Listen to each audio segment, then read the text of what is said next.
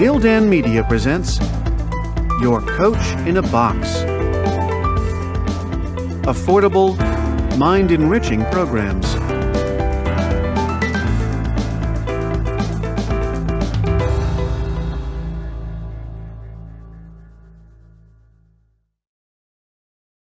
Gildan Media presents IKIGAI, The Japanese Secret to a Long and Happy Life, written by Hector Garcia and Francesc Miralles, translated by Heather Cleary, read by Walter Dixon.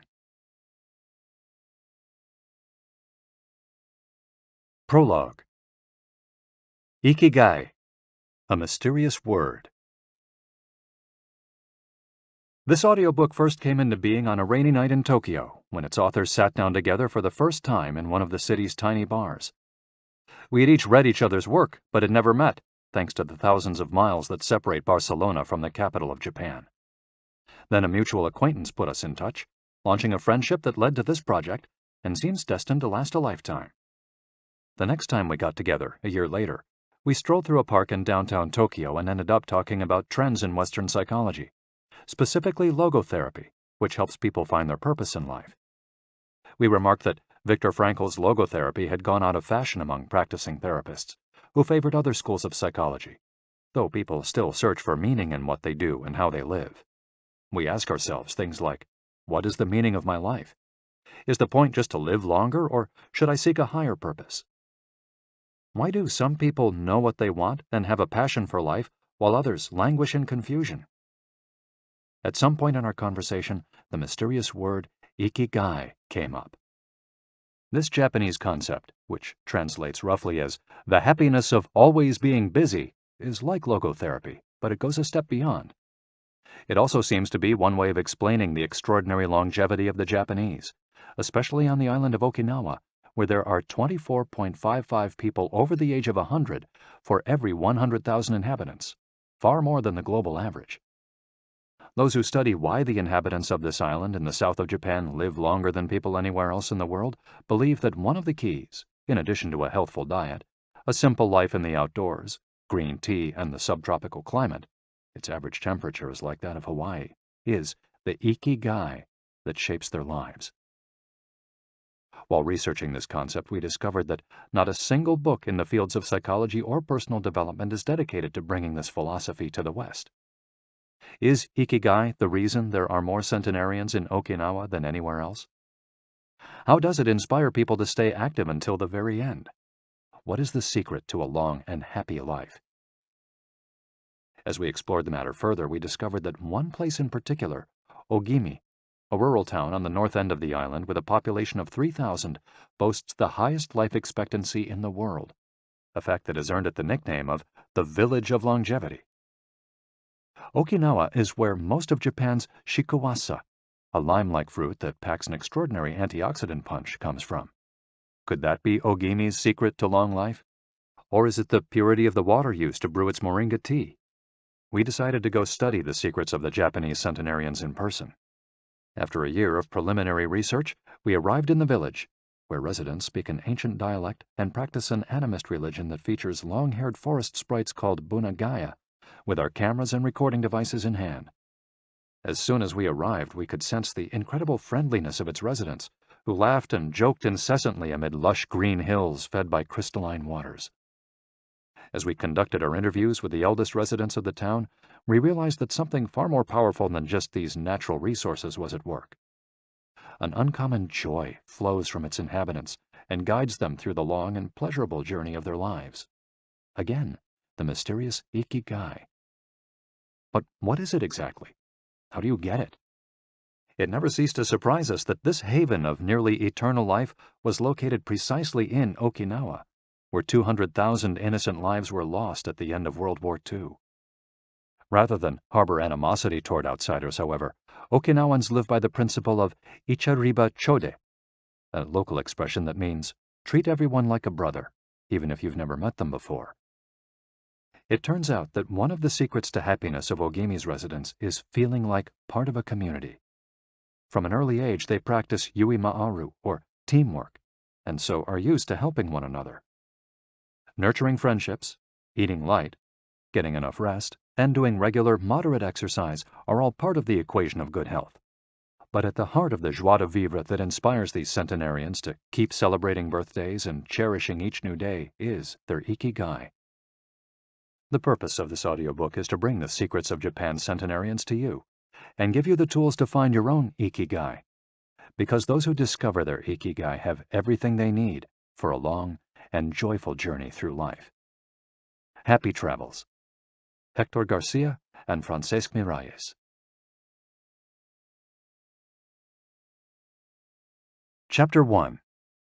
Ikigai, the art of staying young while growing old.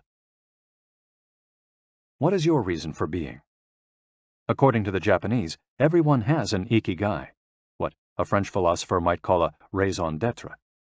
Some people have found their Ikigai, while others are still looking, though they carry it within them. Our Ikigai is hidden deep inside each of us, and finding it requires a patient search. According to those born on Okinawa, the island with the most centenarians in the world, our Ikigai is the reason we get up in the morning. Ikigai can be described as the common ground you find between what you're good at, what you love, what the world needs, and what you can be paid for. Whatever you do, don't retire. Having a clearly defined Ikigai brings satisfaction, happiness, and meaning to our lives. The purpose of this audiobook is to help you find yours, and to share insights from Japanese philosophy on the lasting health of body, mind, and spirit. One surprising thing you notice living in Japan is how active people remain after they retire. In fact, many Japanese people never really retire. They keep doing what they love for as long as their health allows. There is, in fact, no word in Japanese that means retire in the sense of leaving the workforce for good, as in English. According to Dan Buettner, a National Geographic reporter who knows the country well, having a purpose in life is so important in Japanese culture that our idea of retirement simply doesn't exist there. The island of almost eternal youth. Certain longevity studies suggest that a strong sense of community and a clearly defined Ikigai are just as important as the famously healthful Japanese diet, perhaps even more so. Recent medical studies of centenarians from Okinawa and other so-called blue zones, the geographic regions where people live longest, provide a number of interesting facts about these extraordinary human beings. Not only do they live much longer than the rest of the world's population, they also suffer from fewer chronic illnesses, such as cancer and heart disease. Inflammatory disorders are also less common. Many of these centenarians enjoy enviable levels of vitality and health that would be unthinkable for people of advanced age elsewhere. Their blood tests reveal fewer free radicals, which are responsible for cellular aging, as a result of drinking tea and eating until their stomachs are only 80% full. Women experience more moderate symptoms during menopause, and both men and women maintain higher levels of sexual hormones until much later in life. The rate of dementia is well below the global average. Though we'll consider each of these findings over the course of the audiobook, research clearly indicates that the Okinawans' focus on Ikigai gives a sense of purpose to each and every day and plays an important role in their health and longevity. The characters behind Ikigai.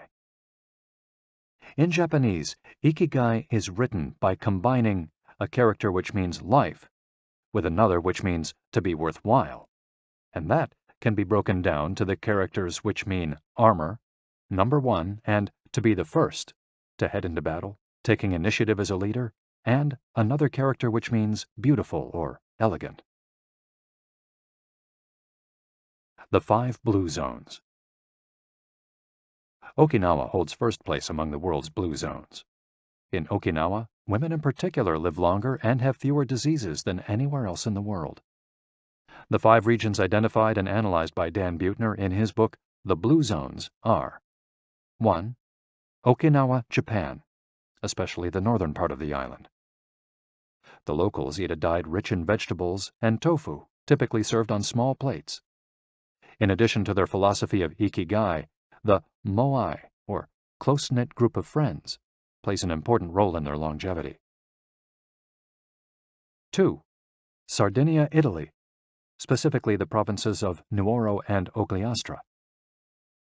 Locals on this island consume plenty of vegetables and 1 or 2 glasses of wine per day. As in Okinawa, the cohesive nature of this community is another factor directly related to longevity. 3. Loma Linda, California. Researchers studied a group of Seventh-day Adventists who are among the longest living people in the United States. 4. The Nicoya Peninsula, Costa Rica. Locals remain remarkably active after 90. Many of the region's older residents have no problem getting up at 5:30 in the morning to work in the fields. 5. Ikaria, Greece. 1 of every 3 inhabitants of this island near the coast of Turkey is over 90 years old, compared to less than 1% of the population of the United States, a fact that has earned it the nickname of the Island of Long Life. The local secret seems to be a lifestyle that dates back to 500 BC.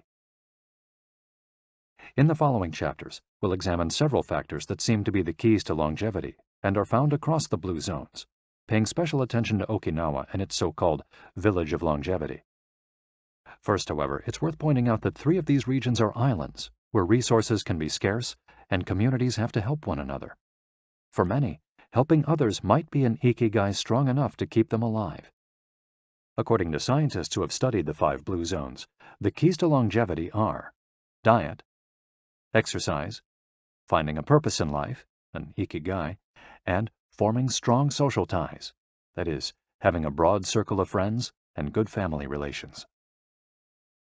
Members of these communities manage their time well in order to reduce stress, consume little meat or processed foods, and drink alcohol in moderation. They don't do strenuous exercise, but they do move every day, taking walks and working in their vegetable gardens. People in the blue zones would rather walk than drive. Gardening, which involves daily, low-intensity movement, is a practice almost all of them have in common. The 80% secret. One of the most common sayings in Japan is harahachi-bu, which is repeated before or after eating and means something like, fill your belly to 80%. Ancient wisdom advises against eating until we are full. This is why Okinawans stop eating when they feel their stomachs reach 80% of their capacity, rather than overeating and wearing down their bodies with long digestive processes that accelerate cellular oxidation. Of course, there's no way to know objectively if your stomach is at 80% capacity. The lesson to learn from this saying is that we should stop eating when we're starting to feel full. The extra side dish, the snack we eat when we know in our hearts we don't really need it, the apple pie after lunch, all these will give us pleasure in the short term, but not having them will make us happier in the long term. The way food is served is also important. By presenting their meals on many small plates, the Japanese tend to eat less. A typical meal in a restaurant in Japan is served in 5 plates on a tray, 4 of them very small, and the main dish slightly bigger. Having 5 plates in front of you makes it seem like you're going to eat a lot, but what happens most of the time is that you end up feeling slightly hungry. This is one of the reasons why Westerners in Japan typically lose weight and stay trim. Recent studies by nutritionists reveal that Okinawans consume a daily average of 1,800 to 1,900 calories, compared to 2,200 to 3,300 in the United States, and have a body mass index between 18 and 22, compared to 26 or 27 in the United States. The Okinawan diet is rich in tofu, sweet potatoes, fish 3 times per week, and vegetables, roughly 11 ounces per day. In the chapter dedicated to nutrition, we'll see which healthy, antioxidant-rich foods are included in this 80%. Moai, connected for life. It is customary in Okinawa to form close bonds within local communities. A moai is an informal group of people with common interests who look out for one another. For many, serving the community becomes part of their ikigai. The moai has its origins in hard times, when farmers would get together to share best practices and help one another cope with meager harvests. Members of a moai make a set monthly contribution to the group. This payment allows them to participate in meetings, dinners, games of go and shogi, Japanese chess, or whatever hobby they have in common. The funds collected by the group are used for activities, but if there's money left over, one member decided on a rotating basis, receives a set amount from the surplus. In this way, being part of a moai helps maintain emotional and financial stability. If a member of a moai is in financial trouble, he or she can get an advance from the group's savings.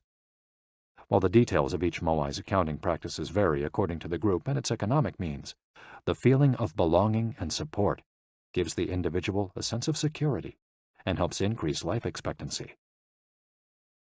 Following this brief introduction to the topics covered in this audiobook, we look at a few causes of premature aging in modern life, and then explore different factors related to Ikigai.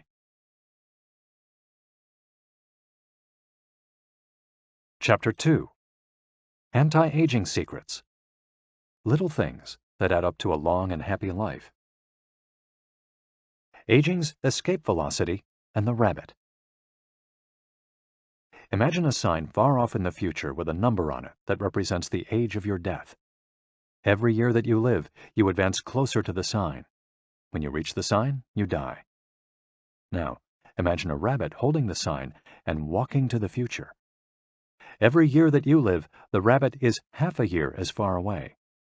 After a while, you will reach the rabbit and die. But what if the rabbit could walk at a pace of 1 year for every year of your life? You would never be able to catch the rabbit, and therefore you would never die. The speed at which the rabbit walks to the future is our technology. The more we advance technology and knowledge of our bodies, the faster we can make the rabbit walk. Aging's escape velocity is the moment at which the rabbit walks at a pace of 1 year per year or faster, and we become immortal. Aging's escape velocity. For more than a century, we've managed to add an average of 0.3 years to our life expectancy every year. But what would happen if we had the technology to add a year of life expectancy every year? In theory, we would achieve biological immortality, having reached aging's escape velocity. Researchers with an eye to the future, such as Ray Kurzweil and Aubrey de Grey, claim that we'll reach this escape velocity in a matter of decades. Other scientists are less optimistic, predicting that we'll reach a limit, a maximum age we won't be able to surpass no matter how much technology we have. For example, some biologists assert that our cells stop regenerating after about 120 years. Active mind, youthful body. There is much wisdom in the classic saying, mens sana in corpore sano, a sound mind in a sound body. It reminds us that both mind and body are important, and that the health of one is connected to that of the other. It's been shown that maintaining an active, adaptable mind is one of the key factors in staying young. Having a youthful mind also drives you toward a healthy lifestyle that will slow the aging process. Just as a lack of physical exercise has negative effects on our bodies and mood, a lack of mental exercise is bad for us because it causes our neurons and neural connections to deteriorate, and as a result, reduces our ability to react to our surroundings. This is why it's so important to give your brain a workout. One pioneer in advocating for mental exercise is the Israeli neuroscientist Shlomo Bresnitz, who argues that the brain needs a lot of stimulation in order to stay in shape. As he stated in an interview with Edward Punset for the Spanish television program Redis, there is a tension between what is good for someone and what they want to do. This is because people, especially older people, like to do things as they've always done them. The problem is that when the brain develops ingrained habits, it doesn't need to think anymore. Things get done quickly and efficiently on automatic pilot, often in a very advantageous way. This creates a tendency to stick to routines, and the only way of breaking these is to confront the brain with new information. Presented with new information, the brain creates new connections and is revitalized. This is why it's so important to expose yourself to change, even if stepping outside your comfort zone means feeling a bit of anxiety. The effects of mental training have been scientifically demonstrated. According to Collins Hemingway and Shlomo Bresnitz in their book Maximum Brain Power, Challenging the Brain for Health and Wisdom, mental training is beneficial on many levels. You begin exercising your brain by doing a certain task for the first time, he writes, and at first it seems very difficult, but as you learn how to do it, the training is already working. The second time you realize that it's easier, not harder to do because you're getting better at it. This has a fantastic effect on a person's mood. In and of itself, it's a transformation that affects not only the results obtained, but also his or her self-image. This description of a mental workout might sound a bit formal, but simply interacting with others, playing a game, for example, offers new stimuli and helps prevent the depression that can come with solitude. Our neurons start to age while we're still in our 20s. This process is slowed, however, by intellectual activity, curiosity, and a desire to learn. Dealing with new situations, learning something new every day, playing games, and interacting with other people seem to be essential for anti-aging strategies for the mind. Furthermore, a more positive outlook in this regard will yield greater mental benefits. Stress, accused of killing longevity. Many people seem older than they are. Research into the causes of premature aging has shown that stress has a lot to do with it, because the body wears down much faster during periods of crisis. The American Institute of Stress investigated this degenerative process and concluded that most health problems are caused by stress. Researchers at the Heidelberg University Hospital conducted a study in which they subjected a young doctor to a job interview, which they made even more stressful by forcing him to solve complex math problems for 30 minutes. Afterward, they took a blood sample. What they discovered was that his antibodies had reacted to stress the same way they react to pathogens, activating the proteins that trigger an immune response. The problem is that this response not only neutralizes harmful agents, it also damages healthy cells, leading them to age prematurely. The University of California conducted a similar study, taking data and samples from 39 women who had high levels of stress due to the illness of one of their children, and comparing them to samples from women with healthy children and low levels of stress. They found that stress promotes cellular aging by weakening cell structures known as telomeres, which affect cellular regeneration and how our cells age. As the study revealed, the greater the stress, the greater the degenerative effects on cells.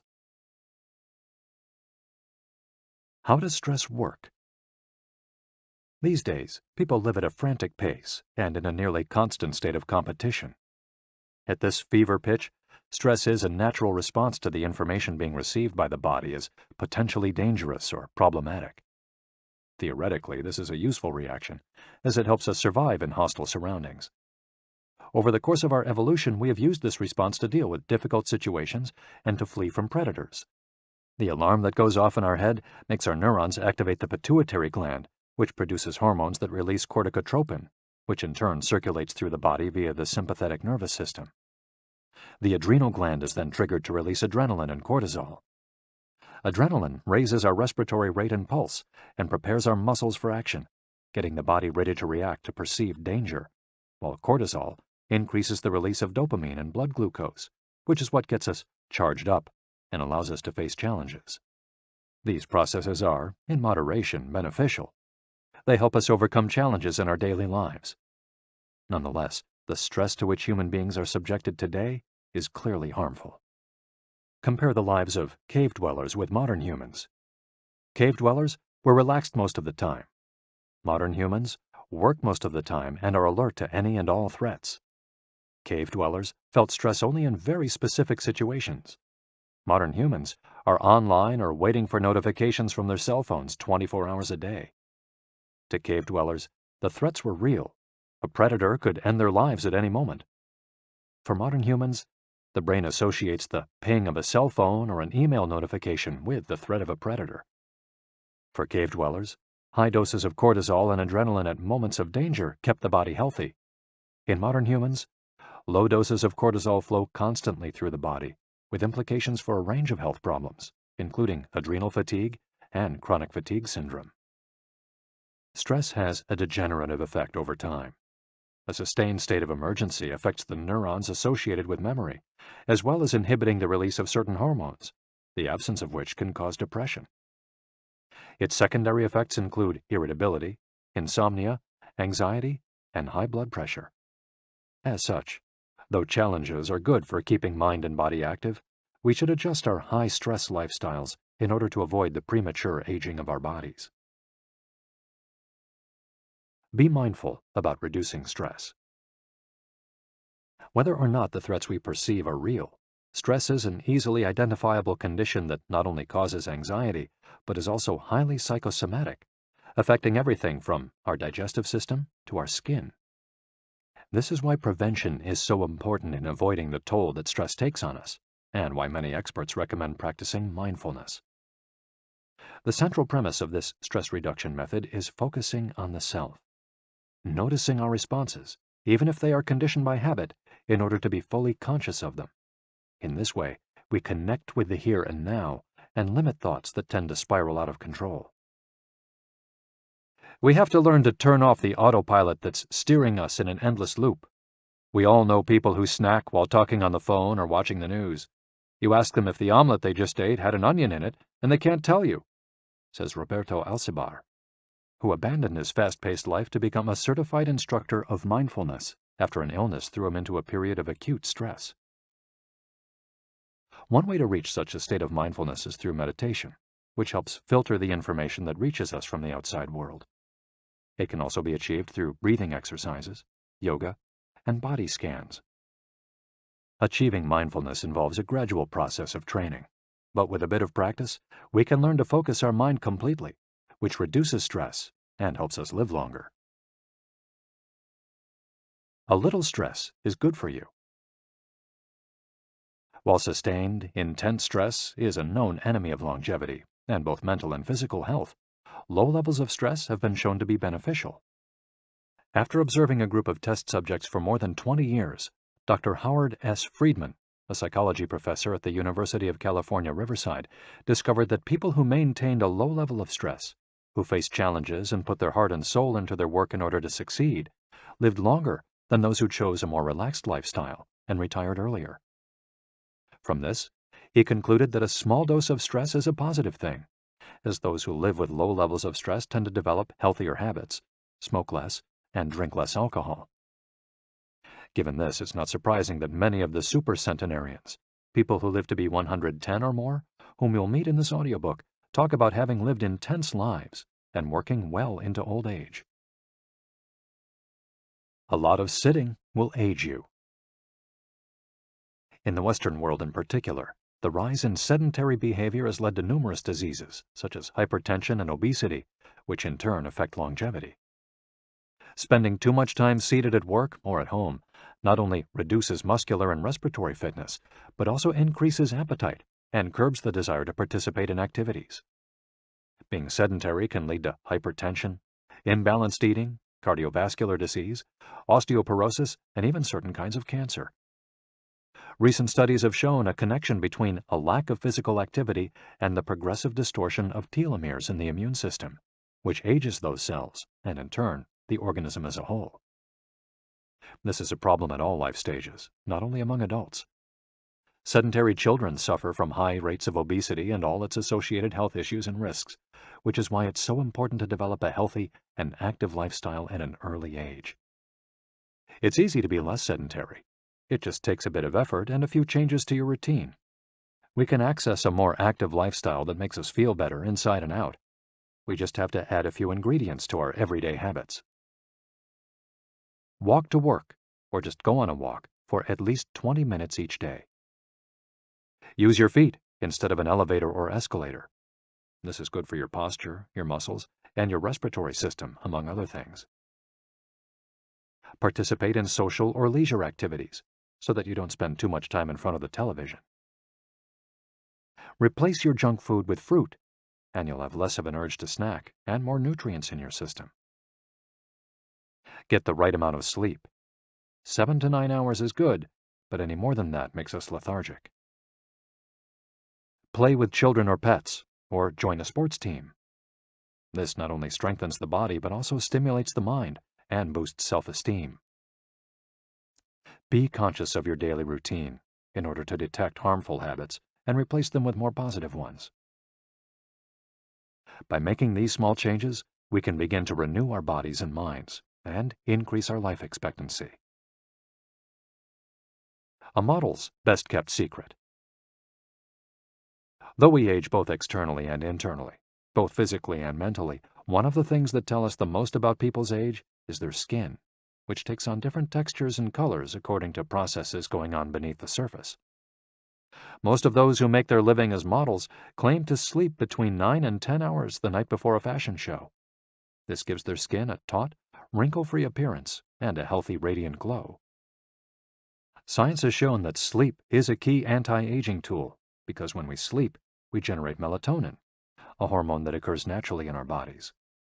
The pineal gland produces it from the neurotransmitter serotonin, according to our diurnal and nocturnal rhythms, and it plays a role in our sleep and waking cycles.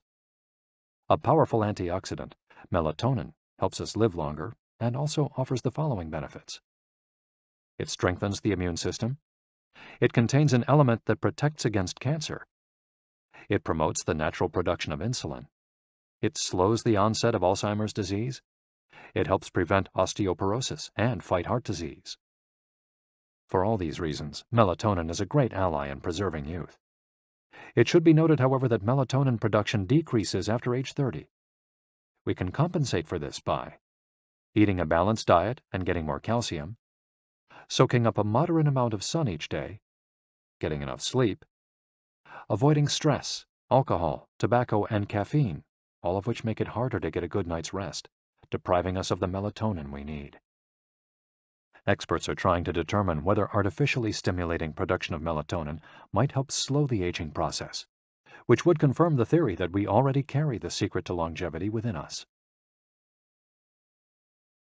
Anti-aging attitudes. The mind has tremendous power over the body and how quickly it ages. Most doctors agree that the secret to keeping the body young is keeping the mind active, a key element of IKIGAI, and not caving in when we face difficulties throughout our lives.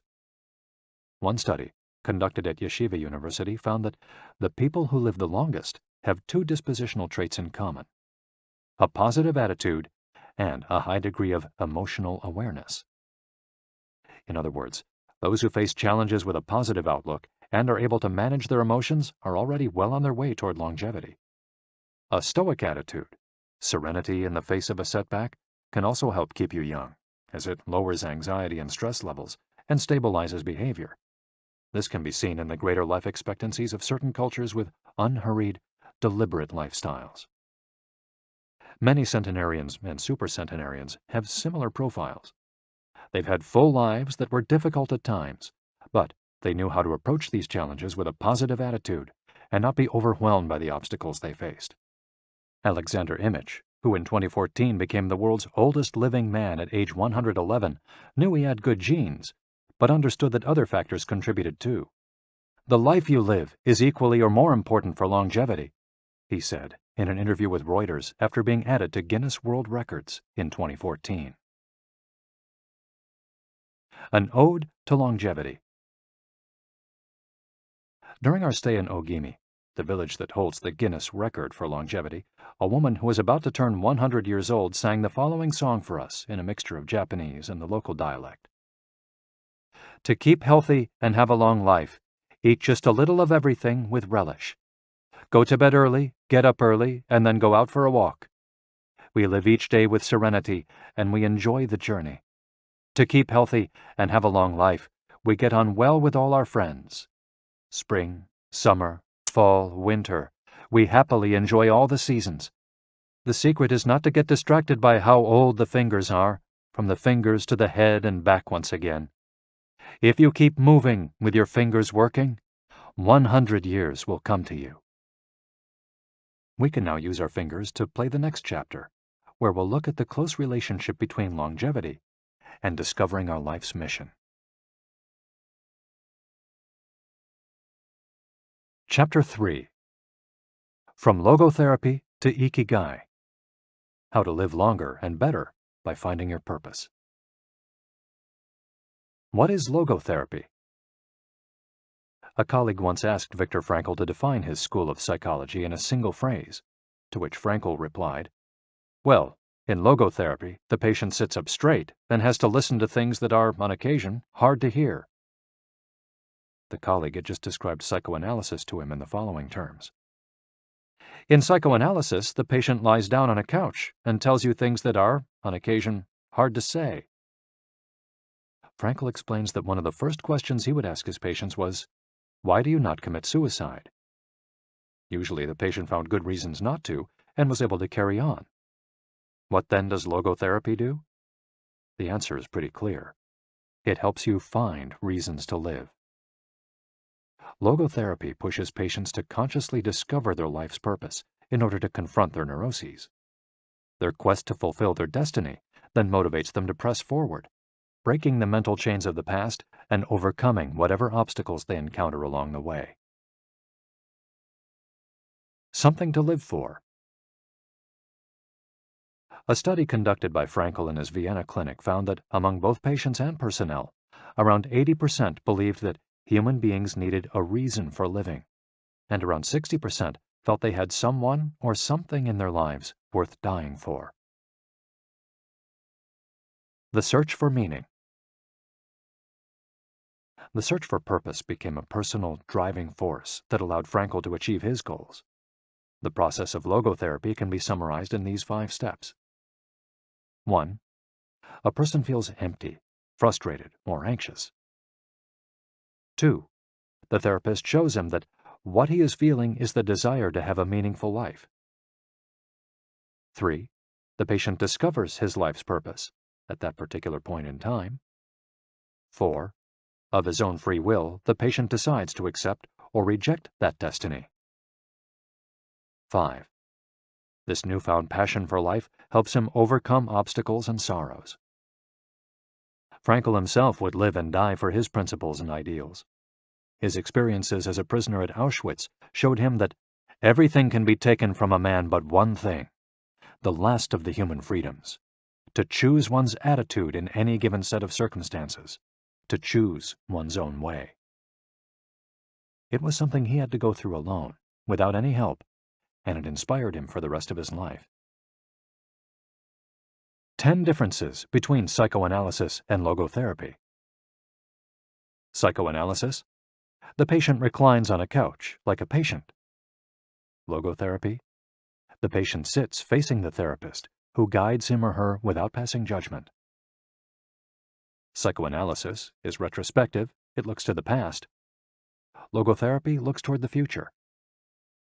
Psychoanalysis is introspective, it analyzes neuroses. Logotherapy does not delve into the patient's neuroses. In psychoanalysis, the drive is toward pleasure. In logotherapy, the drive is toward purpose and meaning. Psychoanalysis centers on psychology. Logotherapy includes a spiritual dimension. Psychoanalysis works on psychogenic neuroses.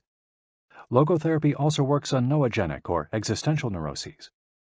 Psychoanalysis analyzes the unconscious origin of conflicts, instinctual dimension. Logotherapy deals with conflicts when and where they arise, spiritual dimension. Psychoanalysis limits itself to the patient's instincts. Logotherapy also deals with spiritual realities. Psychoanalysis is fundamentally incompatible with faith. Logotherapy is compatible with faith. Psychoanalysis seeks to reconcile conflicts and satisfy impulses and instincts. Logotherapy seeks to help the patient find meaning in his life and satisfy his moral principles. Fight for yourself. Existential frustration arises when our life is without purpose or when that purpose is skewed. In Frankl's view, however, there's no need to see this frustration as an anomaly or a symptom of neurosis. Instead, it can be a positive thing, a catalyst for change. Logotherapy does not see this frustration as mental illness, the way other forms of therapy do, but rather as spiritual anguish, a natural and beneficial phenomenon that drives those who suffer from it to seek a cure, whether on their own or with the help of others, and in so doing, find greater satisfaction in life. It helps them change their own destiny. Logotherapy enters the picture if a person needs help doing this, if he needs guidance in discovering his life's purpose, and later in overcoming conflict so he can keep moving towards his objective. In Man's Search for Meaning, Frankl cites one of Nietzsche's famous aphorisms: "He who has a why to live can bear with almost any how." Based on his own experience, Frankl believed that our health depends on that natural tension that comes from comparing what we've accomplished so far with what we'd like to achieve in the future. What we need, then, is not a peaceful existence, but a challenge we can strive to meet by applying all the skills at our disposal. Existential crisis, on the other hand, is typical of modern societies in which people do what they're told to do or what others do, rather than what they want to do. They often try to fill the gap between what is expected of them and what they want for themselves with economic power or physical pleasure, or by numbing their senses. It can even lead to suicide. Sunday neurosis, for example, is what happens when, without the obligations and commitments of the work week, the individual realizes how empty he is inside. He has to find a solution. Above all, he has to find his purpose, his reason for getting out of bed, his IKIGAI. I feel empty inside. In a study conducted at the Vienna Polyclinic Hospital, Frankel's team found that 55% of the patients they interviewed were experiencing some degree of existential crisis. According to logotherapy, discovering one's purpose in life helps an individual fill that existential void. Frankel, a man who faced his problems and turned his objectives into actions, could look back on his life in peace as he grew old.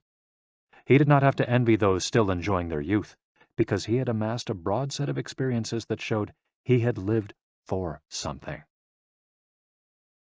Better living through logotherapy. A few key ideas.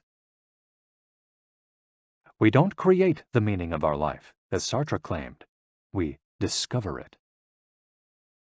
We each have a unique reason for being, which can be adjusted or transformed many times over the years. Just as worry often brings about precisely the thing that was feared, excessive attention to a desire, or hyperintention, can keep that desire from being fulfilled. Humor can help break negative cycles and reduce anxiety. We all have the capacity to do noble or terrible things. The side of the equation we end up on depends on our decisions, not on the condition in which we find ourselves. In the following case studies, we'll look at 4 cases from Frankel's own practice in order to better understand the search for meaning and purpose. Case study: Viktor Frankl. In German concentration camps, as in those that would later be built in Japan and Korea, psychiatrists confirmed that the prisoners with the greatest chance of survival were those who had things they wanted to accomplish outside the camp, those who felt a strong need to get out of there alive. This was true of Frankl, who, after being released and successfully developing the school of logotherapy, realized he had been the first patient of his own practice. Frankl had a goal to achieve, and it made him persevere. He arrived at Auschwitz carrying a manuscript that contained all the theories and research he compiled over the course of his career, ready for publication. When it was confiscated, he felt compelled to write it all over again.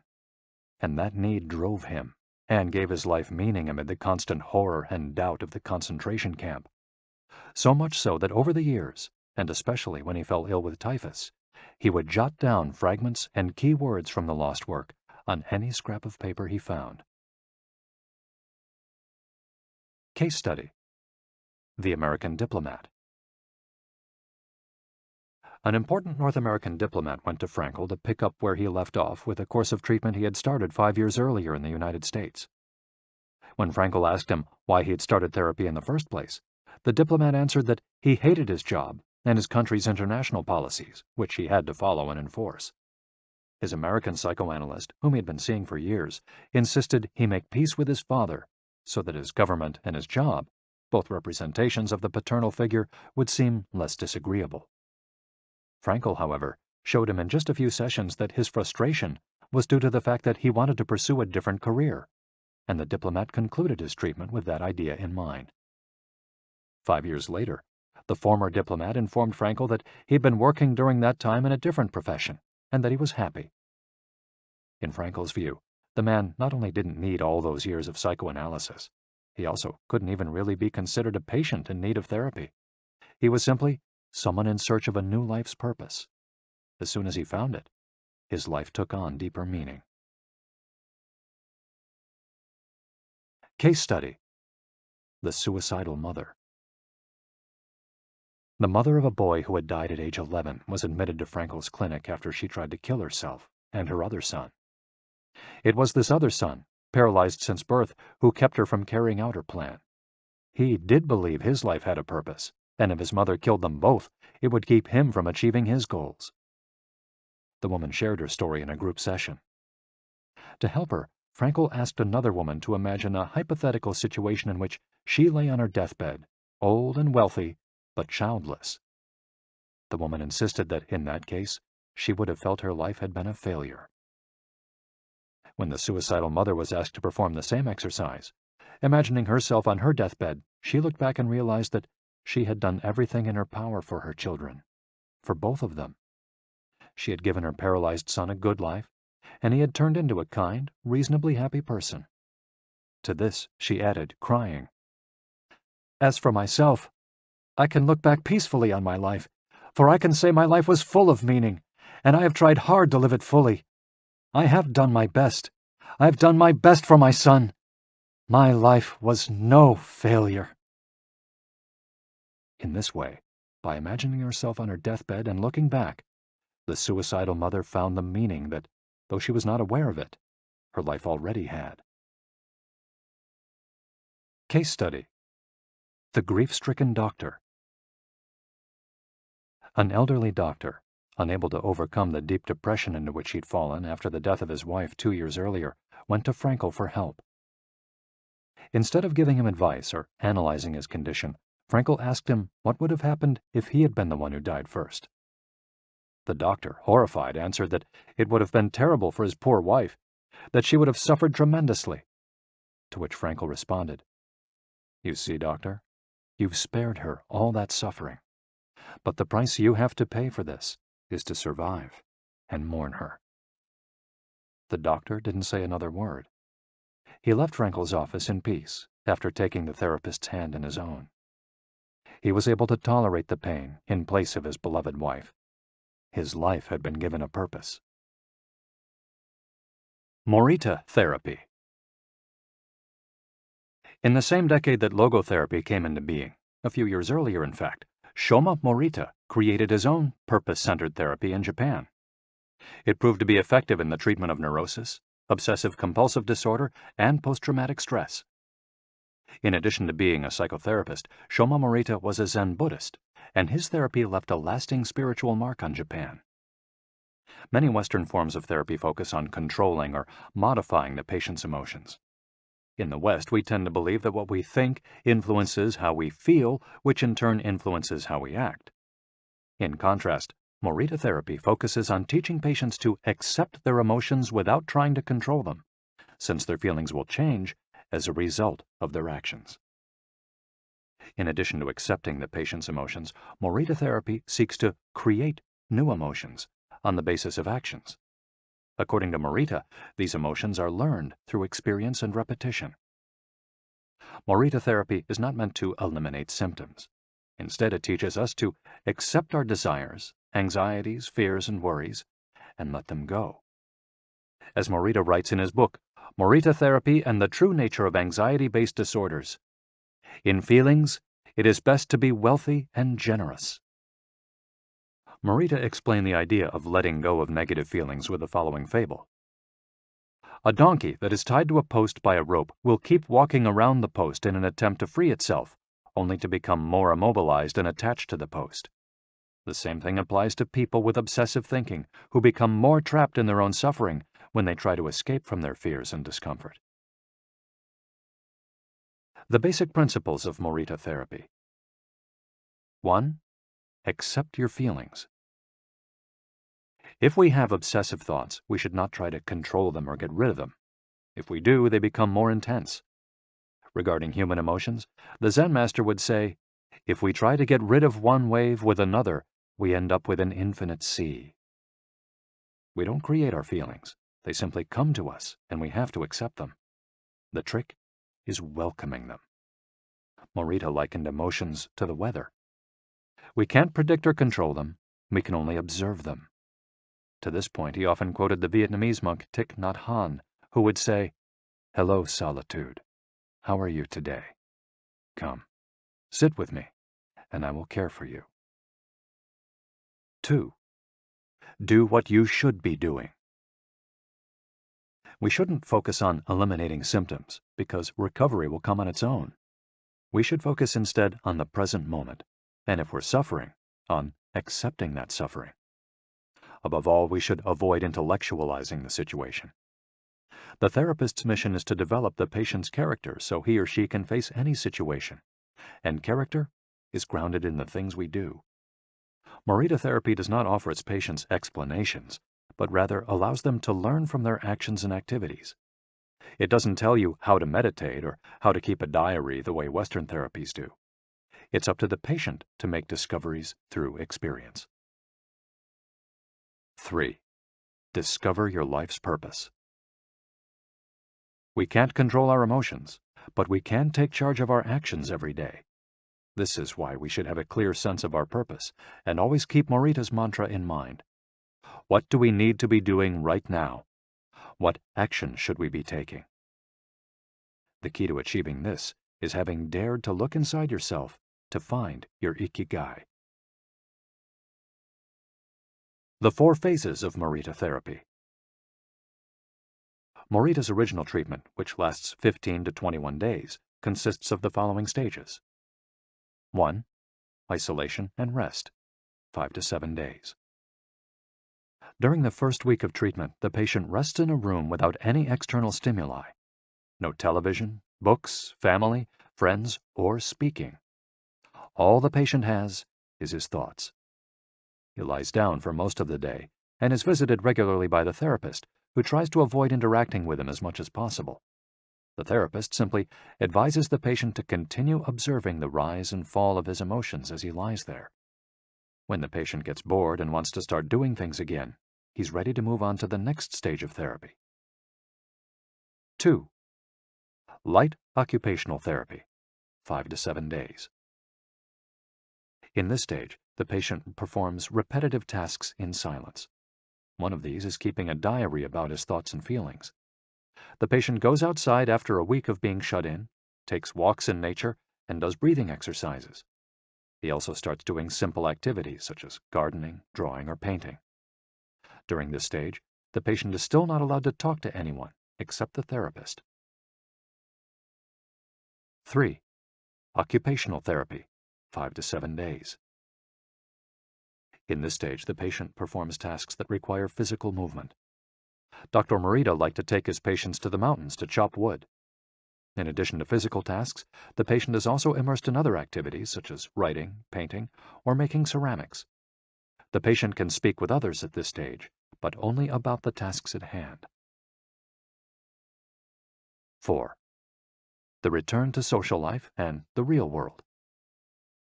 The patient leaves the hospital and is reintroduced to social life, but maintains the practices of meditation and occupational therapy developed during treatment. The idea is to re-enter society as a new person, with a sense of purpose, and without being controlled by social or emotional pressures. Nikon meditation. Morita was a great Zen master of Nikon introspective meditation. Much of his therapy draws on his knowledge and mastery of this school, which centers on 3 questions the individual must ask him or herself. 1. What have I received from person X? 2. What have I given to person X? 3.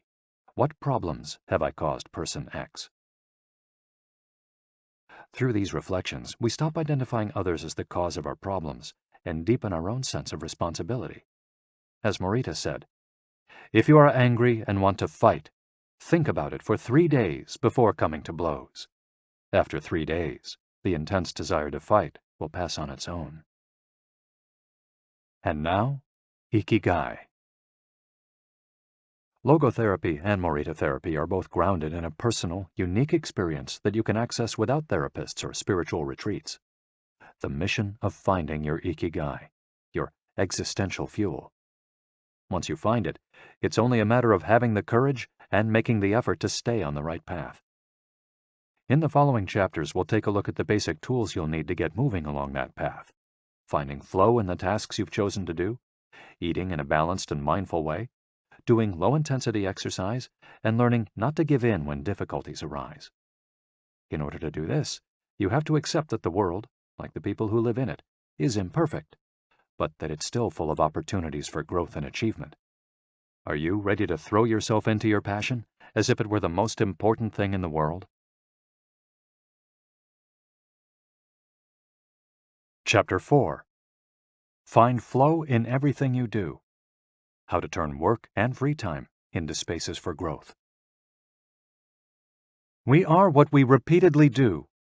Excellence, then, is not an act, but a habit. Aristotle. Going with the flow. Imagine you're skiing down one of your favorite slopes. Powdery snow flies up on both sides of you like white sand. Conditions are perfect. You are entirely focused on skiing as well as you can. You know exactly how to move at each moment. There is no future, no past. There is only the present. You feel the snow, your skis, your body, and your consciousness united as a single entity. You are completely immersed in the experience, not thinking about or distracted by anything else. Your ego dissolves, and you become part of what you're doing. This is the kind of experience Bruce Lee described with his famous, "Be water, my friend." We've all felt our sense of time vanish when we lose ourselves in an activity we enjoy. We start cooking, and before we know it, several hours have passed. We spend an afternoon with a book and forget about the world going by until we notice the sunset and realize we haven't eaten dinner. We go surfing and don't realize how many hours we've spent in the water until the next day when our muscles ache. The opposite can also happen. When we have to complete a task we don't want to do, every minute feels like a lifetime, and we can't stop looking at our watch. As the quip attributed to Einstein goes, "Put your hand on a hot stove for a minute, and it seems like an hour. Sit with a pretty girl for an hour, and it seems like a minute." That is relativity. The funny thing is that someone else might really enjoy the same task, but we want to finish as quickly as possible. What makes us enjoy doing something so much that we forget about whatever worries we might have while we do it? When are we happiest?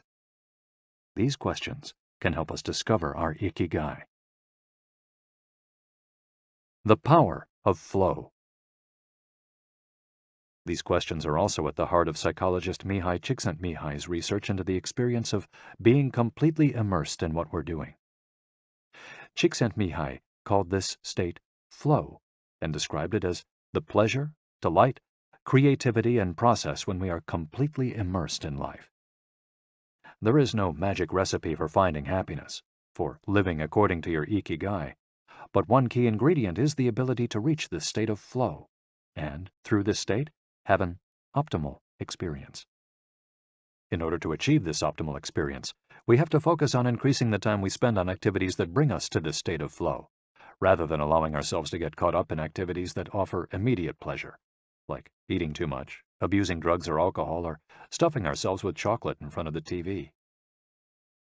As Csikszentmihalyi asserts in his book, Flow, The Psychology of Optimal Experience, flow is the state in which people are so involved in an activity that nothing else seems to matter. The experience itself is so enjoyable that people will do it, even at great cost, for the sheer sake of doing it. It's not only creative professionals who require the high doses of concentration that promote flow. Most athletes, chess players, and engineers also spend much of their time on activities that bring them to this state. According to Csikszentmihalyi's research, a chess player feels the same way upon entering a state of flow as a mathematician working on a formula, or a surgeon performing an operation. A professor of psychology, Csikszentmihalyi analyzed data from people around the world and discovered that flow is the same among individuals of all ages and cultures. In New York and Okinawa, we all reach a state of flow in the same way. But what happens to our mind when we're in that state? When we flow, we're focused on a concrete task without any distractions. Our mind is in order. The opposite occurs when we try to do something while our mind is on other things. The 7 conditions for achieving flow. According to researcher Owen Schaffer of DePaul University, the requirements for achieving flow are 1. Knowing what to do. 2. Knowing how to do it. 3. Knowing how well you're doing. 4. Knowing where to go, where navigation is involved. 5. Perceiving significant challenges. 6. Perceiving significant skills. 7. Being free from distractions. If you often find yourself losing focus while working on something you consider important, there are several strategies you can employ to increase your chances of achieving.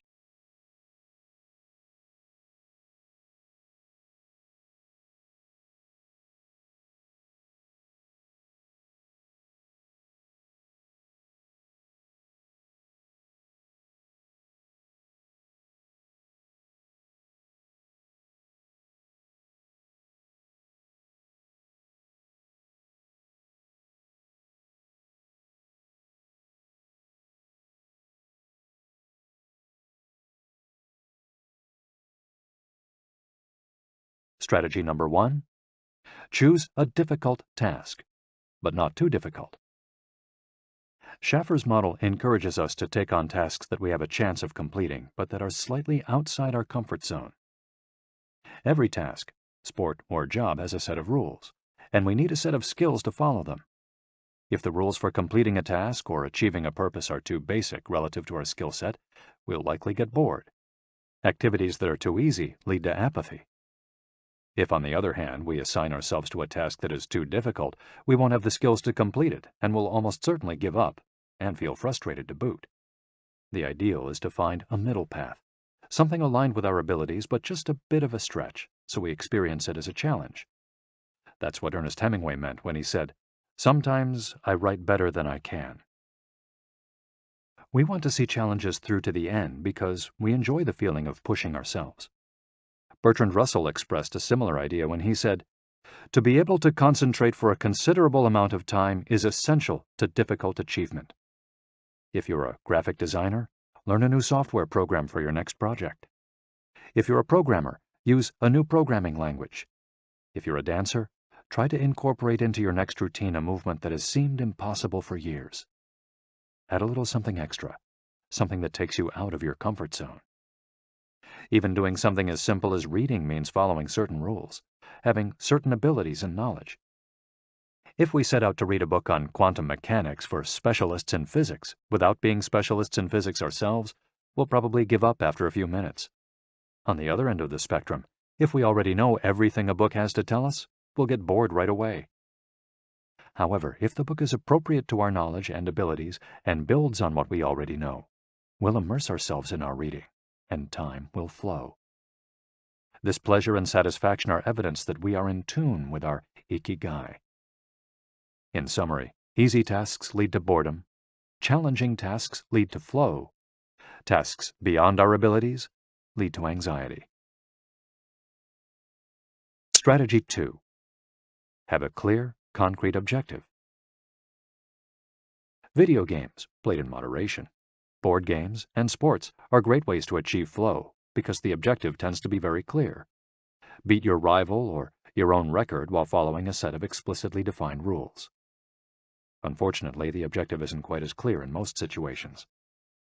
According to a study by Boston Consulting Group, when asked about their bosses, the #1 complaint of employees at multinational corporations is that they don't communicate the team's mission clearly, and that as a result, the employees don't know what their objectives are. What often happens, especially in big companies, is that the executives get lost in the details of obsessive planning, creating strategies to hide the fact that they don't have a clear objective. It's like heading out to sea with a map, but no destination. It's much more important to have a compass pointing to a concrete objective than to have a map. Joy Ito, director of the MIT Media Lab, encourages us to use the principle of compass over maps as a tool to navigate our world of uncertainty. In the book Whiplash, How to Survive Our Faster Future, he and Jeff Howe write, "In an increasingly unpredictable world moving ever more quickly, a detailed map may lead you deep into the woods at an unnecessarily high cost. A good compass, though, will always take you where you need to go. It doesn't mean that you should start your journey without any idea where you're going. What it does mean is understanding that while the path to your goal may not be straight, you'll finish faster and more efficiently than you would have if you had trudged along a pre-planned route." In business, the creative professions, and education alike, it's important to reflect on what we hope to achieve before starting to work, study, or make something. We should ask ourselves questions such as, what is my objective for today's session in the studio? How many words am I going to write today for the article coming out next month? What is my team's mission? How fast will I set the metronome tomorrow in order to play that sonata at an allegro tempo by the end of the week? Having a clear objective is important in achieving flow, but we also have to know how to leave it behind when we get down to business. Once the journey has begun, we should keep this objective in mind without obsessing over it. When Olympic athletes compete for a gold medal, they can't stop to think how pretty the medal is. They have to be present in the moment. They have to flow. If they lose focus for a second, thinking how proud they'll be to show the medal to their parents, they'll almost certainly commit an error at a critical moment and will not win the competition. One common example of this is writer's block. Imagine that a writer has to finish a novel in 3 months. The objective is clear. The problem is that the writer can't stop obsessing over it. Every day she wakes up thinking, I have to write that novel. And every day she sets about reading the newspaper and cleaning the house. Every evening she feels frustrated and promises she'll get to work the next day. Days, weeks, and months pass, and the writer still hasn't gotten anything down on the page, when all it would have taken was to sit down and get that first word out, then the second, to flow with the project, expressing her IKIGAI. As soon as you take these first small steps, your anxiety will disappear and you'll achieve a pleasant flow in the activity you're doing. Getting back to Albert Einstein, a happy man is too satisfied with the present to dwell on the future. To summarize, a vague objective leads to confusion, time and energy wasted on meaningless tasks, and mental block. A clearly defined objective and a focus on process leads to flow. And obsessive desire to achieve a goal while ignoring process leads to a fixation on the objective rather than on getting down to business, and mental block. Strategy 3. Concentrate on a single task. This is perhaps one of the greatest obstacles we face today, with so much technology and so many distractions. We're listening to a video on YouTube while writing an email when suddenly a chat prompt pops up and we answer it. Then our smartphone vibrates in our pocket. Just as soon as we respond to that message, we're back at our computer logging onto Facebook. Pretty soon, 30 minutes have passed, and we've forgotten what the email we were writing was supposed to be about. This also happens sometimes when we put on a movie with dinner and don't realize how delicious the salmon was until we're taking the last bite. We often think that combining tasks will save us time, but scientific evidence shows that it has the opposite effect. Even those who claim to be good at multitasking are not very productive. In fact, they are some of the least productive people. Our brains can take in millions of bits of information, but we can only actually process a few dozen per second. When we say we're multitasking, what we're really doing is switching back and forth between tasks very quickly. Unfortunately, we're not computers adept at parallel processing. We end up spending all our energy alternating between tasks instead of focusing on doing one of them well. Concentrating on one thing at a time may be the single most important factor in achieving flow. According to Csikszentmihalyi, in order to focus on a task, we need 1. To be in a distraction-free environment, and 2. To have control over what we're doing at every moment. Technology is great if we're in control of it. It's not so great if it takes control of us. For example, if you have to write a research paper, you might sit down at your computer and use Google to look up the information you need. However, if you're not very disciplined, you might end up surfing the web instead of writing that paper. In that case, Google and the Internet will have taken over, pulling you out of your state of flow. It has been scientifically shown that if we continually ask our brains to switch back and forth between tasks, we waste time, make more mistakes, and remember less of what we've done. Several studies conducted at Stanford University by Clifford Ivar Nass describe our generation as suffering from an epidemic of multitasking. One such study analyzed the behavior of hundreds of students, dividing them into groups based on the number of things they tended to do at once. The students who were the most addicted to multitasking typically alternated among more than 4 tasks. For example, taking notes while reading a textbook, listening to a podcast, answering messages on their smartphone, and sometimes checking their Twitter timeline. Each group of students was shown a screen with several red and several blue arrows. The objective of the exercise was to count the red arrows. At first, all the students answered correctly right away, without much trouble. As the number of blue arrows increased, the number of red arrows stayed the same, only their position changed, however. The students accustomed to multitasking had serious trouble counting the red arrows in the time allotted, or as quickly as the students who did not habitually multitask, for one very simple reason. They got distracted by the blue arrows. Their brains were trained to pay attention to every stimulus, regardless of its importance, while the brains of other students were trained to focus on a single task, in this case, counting the red arrows and ignoring the blue ones. Other studies indicate that working on several things at once lowers our productivity by at least 60% and our IQ by more than 10 points. One study funded by the Swedish Council for Working Life and Social Research found that a sample group of more than 4,000 young adults between the ages of 20 and 24 who were addicted to their smartphones got less sleep, felt less connected to their community at school, and were more likely to show signs of depression. In summary, concentrating on a single task makes achieving flow more likely, increases productivity, increases our power of retention, makes us less likely to make mistakes, helps us feel calm and in control of the task at hand, causes us to become more considerate as we pay full attention to those around us, and increases creativity. Multitasking makes achieving flow impossible, decreases productivity by 60%, though it doesn't seem to, makes it harder to remember things, makes us more likely to make mistakes, makes us feel stressed by the sensation that we're losing control, that our tasks are controlling us, causes us to hurt those around us through our addiction to stimuli, always checking our phones, always on social media, and reduces creativity. What can we do to avoid falling victim to this flow-impeding epidemic? How can we train our brains to focus on a single task? Here are a few ideas for creating a space and time free of distractions to increase our chances of reaching a state of flow, and thereby getting in touch with our IKIGAI. Don't look at any kind of screen for the first hour you're awake and the last hour before you go to sleep. Turn off your phone before you achieve flow. There is nothing more important than the task you've chosen to do during this time. If this seems too extreme, enable the Do Not Disturb function so only the people closest to you contact you in case of emergency. Designate one day of the week, perhaps a Saturday or Sunday, a day of technical fasting, making exceptions for e-readers without Wi-Fi or MP3 players.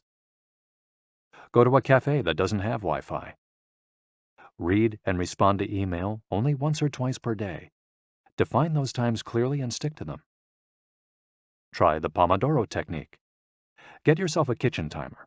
Some are made to look like a pomodoro or a tomato, and commit to working on a single task as long as it's running.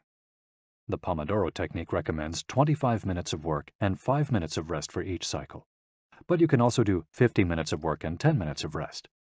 Find the pace that's best for you. The most important thing is to be disciplined in completing each cycle. Start your work session with a ritual you enjoy, and end it with a reward.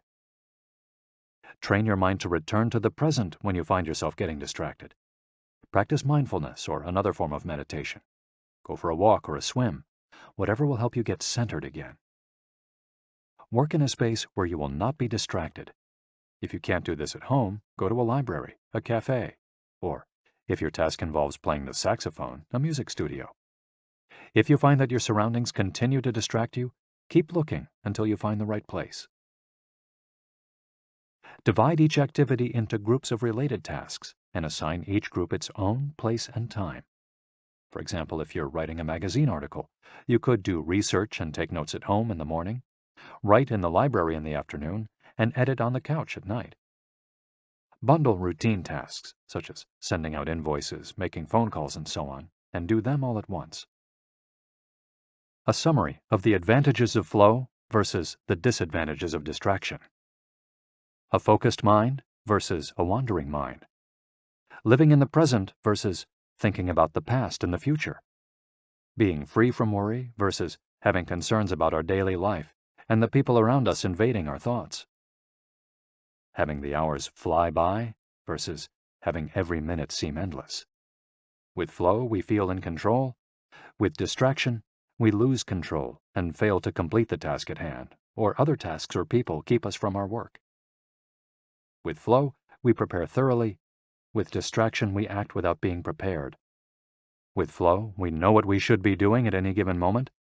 When distracted, we frequently get stuck and don't know how to proceed.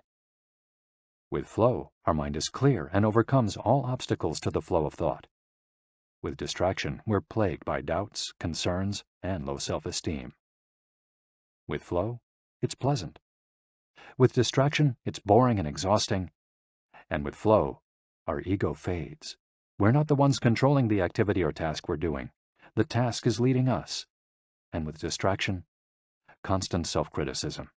Our ego is present, and we feel frustrated. Flow in Japan. Takumis, engineers, geniuses, and otakus. What do takumis, artisans, engineers, inventors, and otakus, fans of anime and manga, have in common?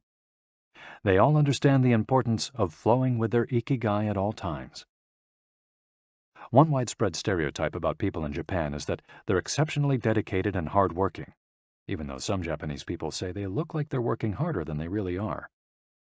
There is no doubt, though, about their ability to be completely absorbed in a task, or about their perseverance when there's a problem to be solved. One of the first words one learns when starting Japanese lessons is ganbaru, which means to persevere, or to stay firm by doing one's best. Japanese people often apply themselves to even the most basic tasks with an intensity that borders on obsession. We see this in all kinds of contexts, from the retirees taking meticulous care of their rice fields in the mountains of Nagano to the college students working the weekend shift in convenience stores known as konbinis. If you go to Japan, you'll experience this attention to detail firsthand in almost every transaction. Walk into one of the stores that sell handcrafted objects in Naha, Kanazawa, or Kyoto, and you'll also discover that Japan is a treasure trove of traditional craftwork. The people of Japan have a unique talent for creating new technologies while preserving artisanal traditions and techniques. The art of the takumi. Toyota employs artisans who are able to make a certain type of screw by hand. These takumi, or experts in a particular manual skill, are extremely important at Toyota, and they are hard to replace. Some of them are the only people who know how to perform their exact skill, and it doesn't seem as though a new generation is going to take up the mantle. Turntable needles are another example. They're produced almost exclusively in Japan, where you can find the last remaining people who know how to use the machinery required to make these precision needles, and who are trying to pass on their knowledge to their descendants. We met a takumi on a visit to Kumano, a small town near Hiroshima. We were there for the day, working on a photo essay for one of the most famous brands of makeup brushes in the West. The billboard welcoming visitors to Kumano shows a mascot holding a large brush. In addition to the brush factories, the town is full of little houses and vegetable gardens. Heading farther in, you can see several Shinto shrines at the base of the mountains that surround the town. We spent hours taking photos in factories full of people in orderly rows, each doing a single task, such as painting the handles of the brushes or loading boxes of them onto trucks, before we realized we still hadn't seen anyone actually putting bristles into the brush heads. After we asked about this and got the runaround several times, the president of one company agreed to show us how it was done. He led us out of the building and asked us to get into his car. After a 5-minute drive, we parked next to another, smaller structure and climbed the stairs. He opened a door, and we walked into a small room filled with windows that let in lovely natural light. In the middle of the room was a woman wearing a mask. You could see only her eyes. She was so focused on choosing individual bristles for the brushes, gracefully moving her hands and fingers, using scissors and combs to sort the bristles, that she didn't even notice our presence. Her movements were so quick, it was hard to tell what she was doing. The president of the company interrupted her to let her know that we'd be taking photos as she worked. We couldn't see her mouth, but the glint in her eye and the cheerful inflection in her speech let us know she was smiling. She looked happy and proud, talking about her work and responsibilities. We had to use extremely fast shutter speeds to capture her movements. Her hands danced and flowed in concert with her tools and the bristles she was sorting. The president told us that this Takumi was one of the most important people in the company, even though she was hidden away in a separate building. Every bristle of every brush the company made passed through her hands. Steve Jobs in Japan. Apple co-founder Steve Jobs was a big fan of Japan. Not only did he visit the Sony factories in the 1980s and adopt many of their methods when he founded Apple, he was also captivated by the simplicity and quality of Japanese porcelain in Kyoto. It was not, however, an artisan from Kyoto who won Steve Jobs' devotion, but rather a Takumi from Toyama named Yukio Shakunaga, who used a technique called Etchu Setoyaki, known by only a few. On a visit to Kyoto, Jobs heard of an exhibition of Shakunaga's work. He immediately understood that there was something special about Shakunaga's porcelain. As a matter of fact, he bought several cups, vases, and plates, and went back to the show 3 times that week. Jobs returned to Kyoto several times over the course of his life in search of inspiration, and ended up meeting Shakunaga in person. It is said that Jobs had many questions for him, almost all of them about the fabrication process and the type of porcelain he used. Shakunaga explained that he used white porcelain he extracted himself from mountains in the Toyama prefecture, making him the only artist of his ilk familiar with the fabrication process of porcelain objects from their origins in the mountains to their final form, an authentic Takumi. Jobs was so impressed that he considered going to Toyama to see the mountain where Shakunaga got his porcelain, but thought better of it when he heard that it was more than 4 hours by train from Kyoto. In an interview after Jobs' death, Shakunaga said he was very proud that his work had been appreciated by the man who created the iPhone. He added that Jobs' last purchase from him had been a set of 12 teacups. Jobs had asked for something special, a new style. To satisfy this request, Shakunaga made 150 teacups in the process of testing out new ideas. Of these, he chose the 12 best and sent them to the Jobs family. Ever since his first trip to Japan, Jobs was fascinated and inspired by the country's artisans, engineers, especially at Sony, philosophy, especially Zen, and cuisine, especially sushi. Sophisticated simplicity. What do Japanese artisans, engineers, Zen philosophy, and cuisine have in common? Simplicity and attention to detail. It is not a lazy simplicity, but a sophisticated one that searches out new frontiers, always taking the object, the body and mind, or the cuisine to the next level, according to one's IKIGAI. As Csikszentmihalyi would say, the key is always having a meaningful challenge to overcome in order to maintain flow. The documentary Jiro Dreams of Sushi gives us another example of a Takumi, this time in the kitchen. Its protagonist has been making sushi every day for more than 80 years and owns a small sushi restaurant near the Ginza subway station in Tokyo. He and his son go every day to the famous Tsukiji fish market and choose the best fish to bring back to the restaurant. In the documentary, we see one of Jiro's apprentices learning to make tamago, a thin, slightly sweet omelet. No matter how hard he tries, he can't get Jiro's approval. He keeps practicing for years until he finally does. Why does the apprentice refuse to give up? Doesn't he get bored cooking eggs every day? No, because making sushi is his Ikigai too. Both Jiro and his son are culinary artists. They don't get bored when they cook. They achieve a state of flow. They enjoy themselves completely when they're in the kitchen. That is their happiness, their Ikigai. They've learned to take pleasure in their work, to lose their sense of time.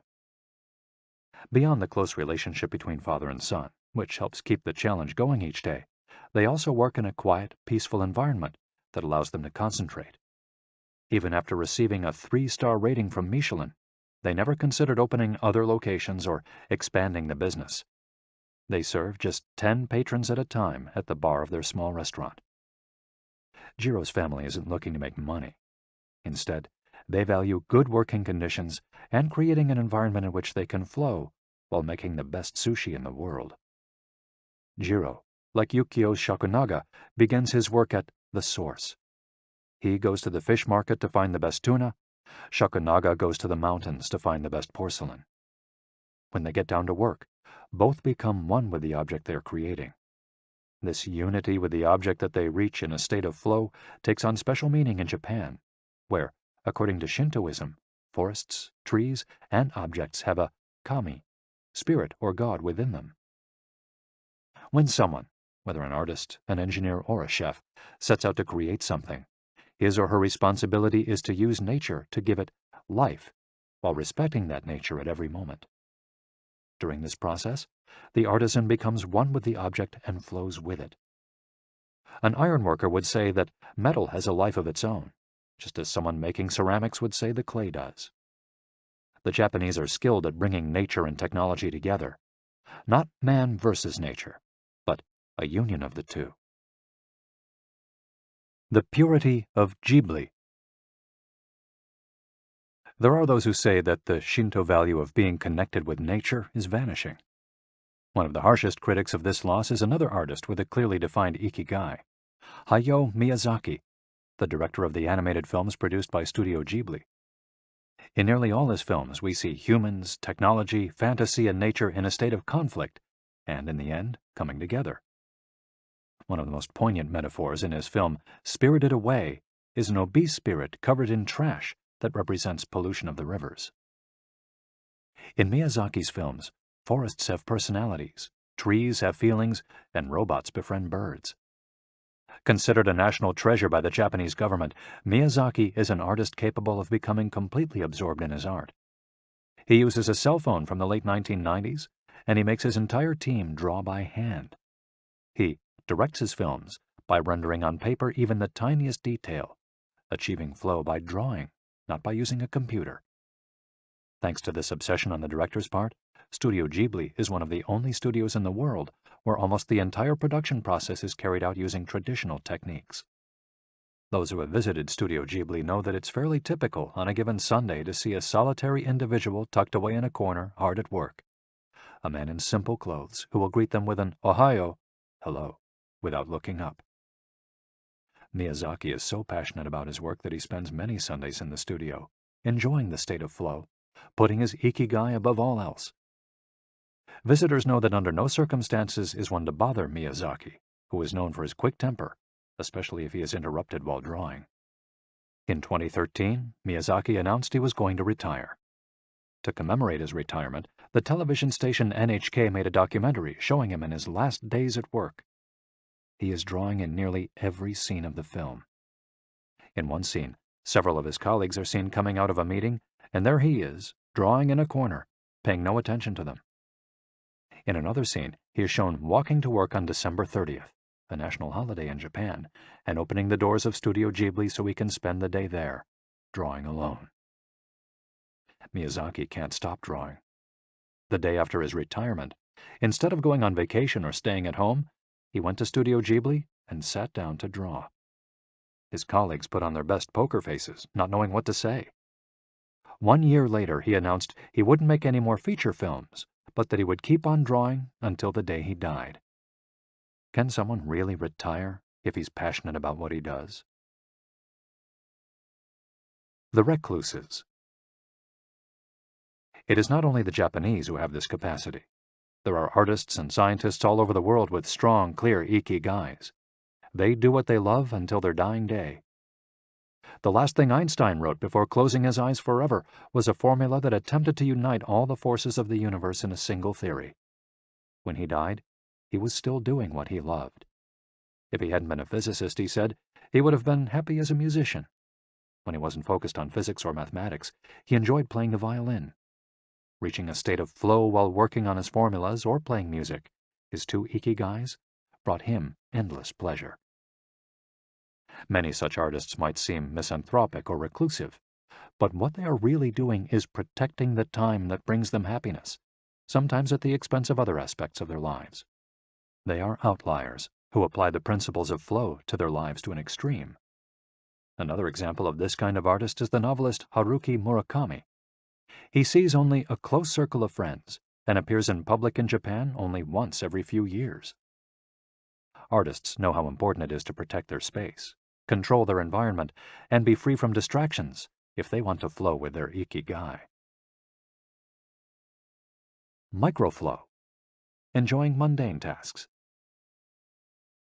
But what happens when we have to, say, do the laundry, mow the lawn, or attend to paperwork? Is there a way to make these mundane tasks enjoyable? Near the Shinjuku subway station, in one of the neural centers of Tokyo, there is a supermarket that still employs elevator operators. The elevators are fairly standard and could easily be operated by the customers, but the store prefers to provide the service of someone holding the door open for you, pushing the button for your floor, and bowing as you exit. If you ask around, you'll learn that there is one elevator operator who has been doing the same job since 2004. She is always smiling and enthusiastic about her work. How is she able to enjoy such a job? Doesn't she get bored doing something so repetitive? On closer inspection, it becomes clear that the elevator operator is not just pushing buttons, but is instead performing a whole sequence of movements. She begins by greeting the customers with a song-like salutation, followed by a bow and a welcoming wave of the hand. Then, she presses the elevator button with a graceful movement, as though she is a geisha offering a client a cup of tea. Csikszentmihalyi calls this microflow. We've all been bored in a class or at a conference and started doodling to keep ourselves entertained, or whistled while painting a wall. If we're not truly being challenged, we get bored and add a layer of complexity to amuse ourselves. Our ability to turn routine tasks into moments of microflow, into something we enjoy, is key to our being happy, since we all have to do such tasks. Even Bill Gates washes the dishes every night. He says he enjoys it, that it helps him relax and clear his mind, and that he tries to do it a little better each day, following an established order or set of rules he's made for himself. Plates first, forks second, and so on. It's one of his daily moments of microflow. Richard Feynman, one of the most important physicists of all time, also took pleasure in routine tasks. W. Daniel Hillis, one of the founders of the supercomputer manufacturer Thinking Machines, hired Feynman to work on the development of a computer that could handle parallel processing when he was already world famous. He says Feynman showed up on his first day of work and said, "Okay, boss, what's my assignment?" They didn't have anything prepared, so they asked him to work on a certain mathematical problem. He immediately realized they were giving him an irrelevant task to keep him busy and said, "That sounds like a bunch of baloney. Give me something real to do." So they sent him to a nearby shop to buy office supplies, and he completed his assignment with a smile on his face. When he didn't have something important to do or needed to rest his mind, Feynman dedicated himself to microflowing, say, painting the office walls. Weeks later, after visiting the Thinking Machines offices, a group of investors declared, "You have a Nobel laureate in there, painting walls and soldering circuits." Instant vacations. Getting there through meditation. Training the mind can get us to a place of flow more quickly. Meditation is one way to exercise our mental muscles. There are many types of meditation, but they all have the same objective: calming the mind, observing our thoughts and emotions, and centering our focus on a single object. The basic practice involves sitting with a straight back and focusing on your breath. Anyone can do it, and you feel a difference after just one session. By fixing your attention on the air moving in and out of your nose, you can slow the torrent of thoughts and clear your mental horizons. The Archer's Secret. The winner of the 1988 Olympic gold medal for archery was a 17-year-old woman from South Korea. When asked how she prepared, she replied that the most important part of her training was meditating for 2 hours each day. If we want to get better at reaching a state of flow, meditation is an excellent antidote to our smartphones and their notifications constantly clamoring for our attention. One of the most common mistakes among people starting to meditate is worrying about doing it right, achieving absolute mental silence or reaching nirvana. The most important thing is to focus on the journey. Since the mind is a constant swirl of thoughts, ideas, and emotions, slowing down the centrifuge, even for just a few seconds, can help us feel more rested and leave us with a sense of clarity. In fact, one of the things we learn in the practice of meditation is not to worry about anything that flits across our mental screen. The idea of killing our boss might flash into our mind, but we simply label it as a thought and let it pass like a cloud, without judging or rejecting it. It's only a thought, one of the 60,000 we have every day, according to some experts. Meditation generates alpha and theta brainwaves. For those experienced in meditation, these waves appear right away, while it might take half an hour for a beginner to experience them.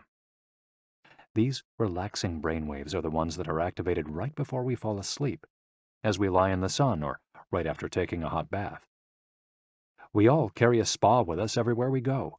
It's just a matter of knowing how to get in, something anyone can do with a bit of practice. Humans as ritualistic beings.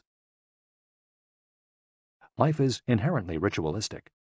We could argue that humans naturally follow rituals that keep us busy. In some modern cultures, we've been forced out of our ritualistic lives to pursue goal after goal in order to be seen as successful. But throughout history, humans have always been busy. We were hunting, cooking, farming, exploring, and raising families, activities that were structured as rituals to keep us busy throughout our days. But in an unusual way, rituals still permeate daily life and business practices in modern Japan. The main religions in Japan, Confucianism, Buddhism, and Shintoism, are all ones in which the rituals are more important than absolute rules. When doing business in Japan, process, manners, and how you work on something is more important than the final results. Whether this is good or bad for the economy is beyond the scope of this audiobook. What is indisputable, though, is that finding flow in a ritualistic workplace is much easier than in one in which we are continually stressed out trying to achieve unclear goals set by our bosses. Rituals give us clear rules and objectives, which help us enter a state of flow. When we have only a big goal in front of us, we might feel lost or overwhelmed by it. Rituals help us by giving us the process, the sub-steps on the path to achieving a goal. When confronted with a big goal, try to break it down into parts, and then attack each part one by one. Focus on enjoying your daily rituals, using them as tools to enter a state of flow. Don't worry about the outcome. It will come naturally. Happiness is in the doing, not in the result. As a rule of thumb, remind yourself, rituals over goals. The happiest people are not the ones who achieve the most. They're the ones who spend more time than others in a state of flow. Using flow to find your IKIGAI. After hearing this chapter, you should have a better idea of which activities in your life make you enter flow. Write all of them on a piece of paper. Then, ask yourself 3 questions. What do the activities that drive you to flow have in common? Why do these activities drive you to flow?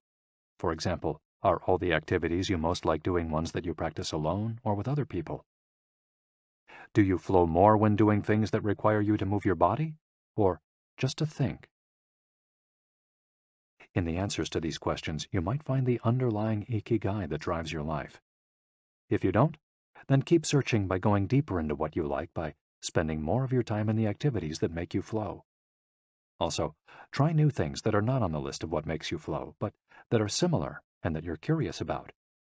For example, if photography is something that drives you into flow, you could also try painting. You might even like it more. Or if you love snowboarding and have never tried surfing, flow is mysterious. It's like a muscle. The more you train it, the more you will flow, and the closer you'll be to your IKIGAI.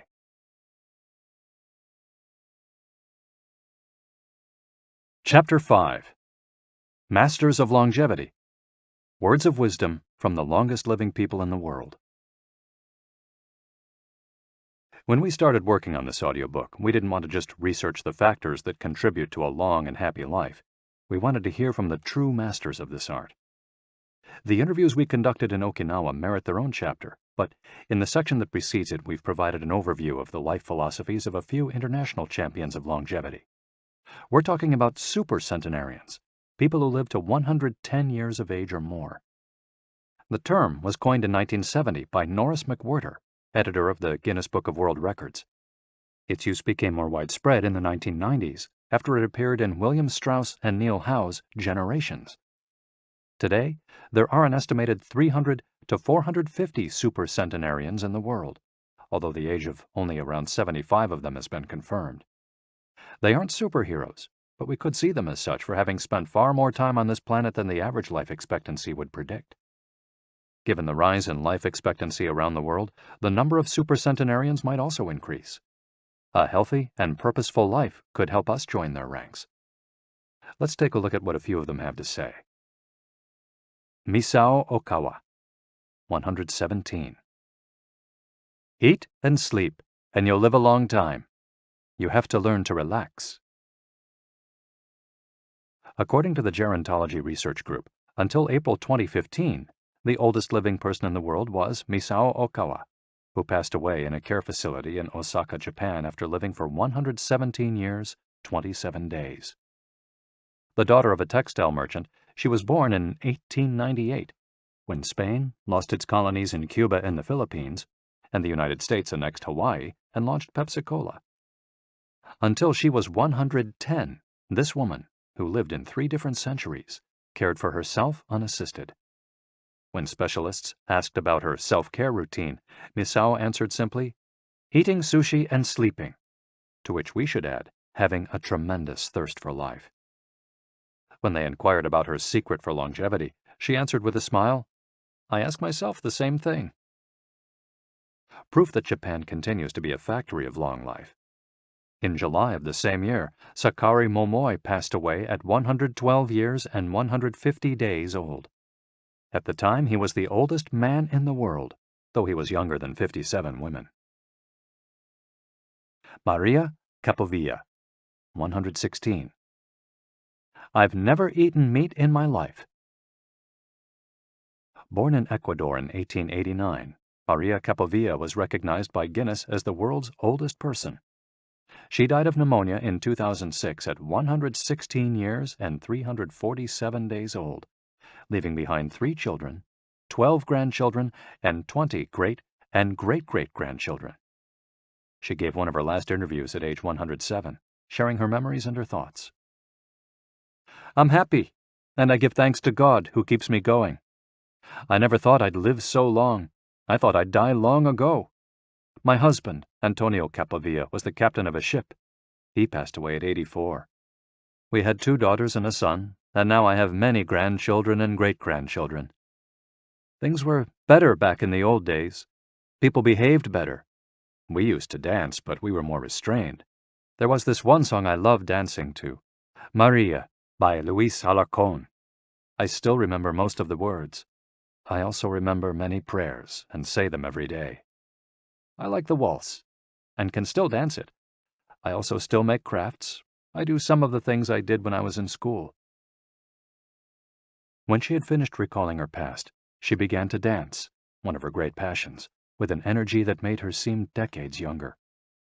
When asked about her secret for longevity, she responded simply, I don't know what the secret to long life is. The only thing I do is, I've never eaten meat in my life.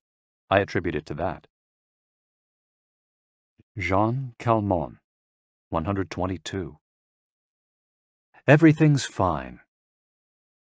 Born in Arles, France, in February 1875, Jean Calment lived until August 4, 1997, making her, at 122, the oldest person of verified age in history. She jokingly said that she competed with Methuselah, and there is no question that she broke numerous records as she went on celebrating birthdays. She died of natural causes at the end of a happy life, during which she denied herself almost nothing.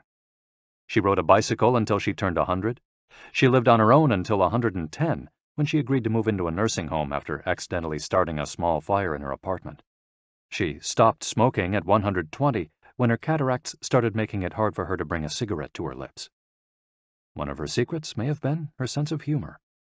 As she said on her 120th birthday, I see badly, I hear badly, and I feel bad, but everything's fine. Walter Bruning, 114. If you keep your mind and body busy, you'll be around a long time. Born in Minnesota in 1896, Walter Bruning was able to see 3 centuries in his lifetime. He died in Montana in 2011 from natural causes. He'd had 2 wives and a 50-year career on the railroad. At 83, he retired to an assisted living center in Montana, where he remained until his death. He is the second oldest man of verified age ever born in the United States. He gave many interviews in his final years, insisting that his longevity stemmed from, among other things, his habit of eating only 2 meals per day and working for as many hours as he could. "Your mind and your body, you keep both busy," he said on his 112th birthday. "You'll be here a long time." Back then, he was still exercising every day. Among Bruning's other secrets, he had a habit of helping others, and he wasn't afraid of dying. As he declared in a 2010 interview with the Associated Press, "We're all going to die. Some people are scared of dying. Never be afraid to die, because you're born to die." Before passing away in 2011, he is said to have told a pastor that he'd made a deal with God. If he wasn't going to get better, it was time to go. Alexander Emich, 111. "I just haven't died yet." Born in Poland in 1903, Alexander Emich was a chemist and parapsychologist residing in the United States who, after the death of his predecessor in 2014, became the oldest man of authenticated age in the world. Emich himself died a year thereafter, in June of that year, leaving behind a long life rich with experiences. Emich attributed his longevity to, among other things, never drinking alcohol. "It's not as though I'd won the Nobel Prize," he said upon being declared the world's oldest man. "I never thought I'd get to be so old." When asked about his secret to living so long, his answer was, "I don't know. I just haven't died yet." Ikigai artists. The secret to long life, however, is not held by supercentenarians alone. There are many people of advanced age who, though they haven't made it into Guinness World Records, offer us inspiration and ideas for bringing energy and meaning to our lives. Artists, for example, who carry the torch of their Ikigai instead of retiring, have this power. Art, in all its forms, is an Ikigai that can bring happiness and purpose to our days. Enjoying or creating beauty is free, and something all human beings have access to. Hokusai, the Japanese artist who made woodblock prints in the ukiyo-e style and lived for 88 years, from the mid-18th to the mid-19th century, added this postscript to the first edition of his 100 Views of Mount Fuji. "All that I have produced before the age of 70 is not worth being counted. It is at the age of 73 that I have somewhat begun to understand the structure of true nature, of animals and grasses, and trees and birds, and fishes and insects. Consequently, at 80 years of age, I shall have made still more progress. At 90, I hope to have penetrated into the mystery of things. At 100 years of age, I should have reached decidedly a marvelous degree. And when I shall be 110, all that I do, every point and every line, shall be instinct with life." Following is our collection of some of the most inspirational words from artists interviewed by Camille Sweeney for the New York Times. Of those still living, none have retired, and all still enjoy their passion, which they plan to pursue until their final breath, demonstrating that when you have a clear purpose, no one can stop you. The actor Christopher Plummer, still working at 86, reveals a dark desire shared by many who love the profession. "We want to drop dead on stage.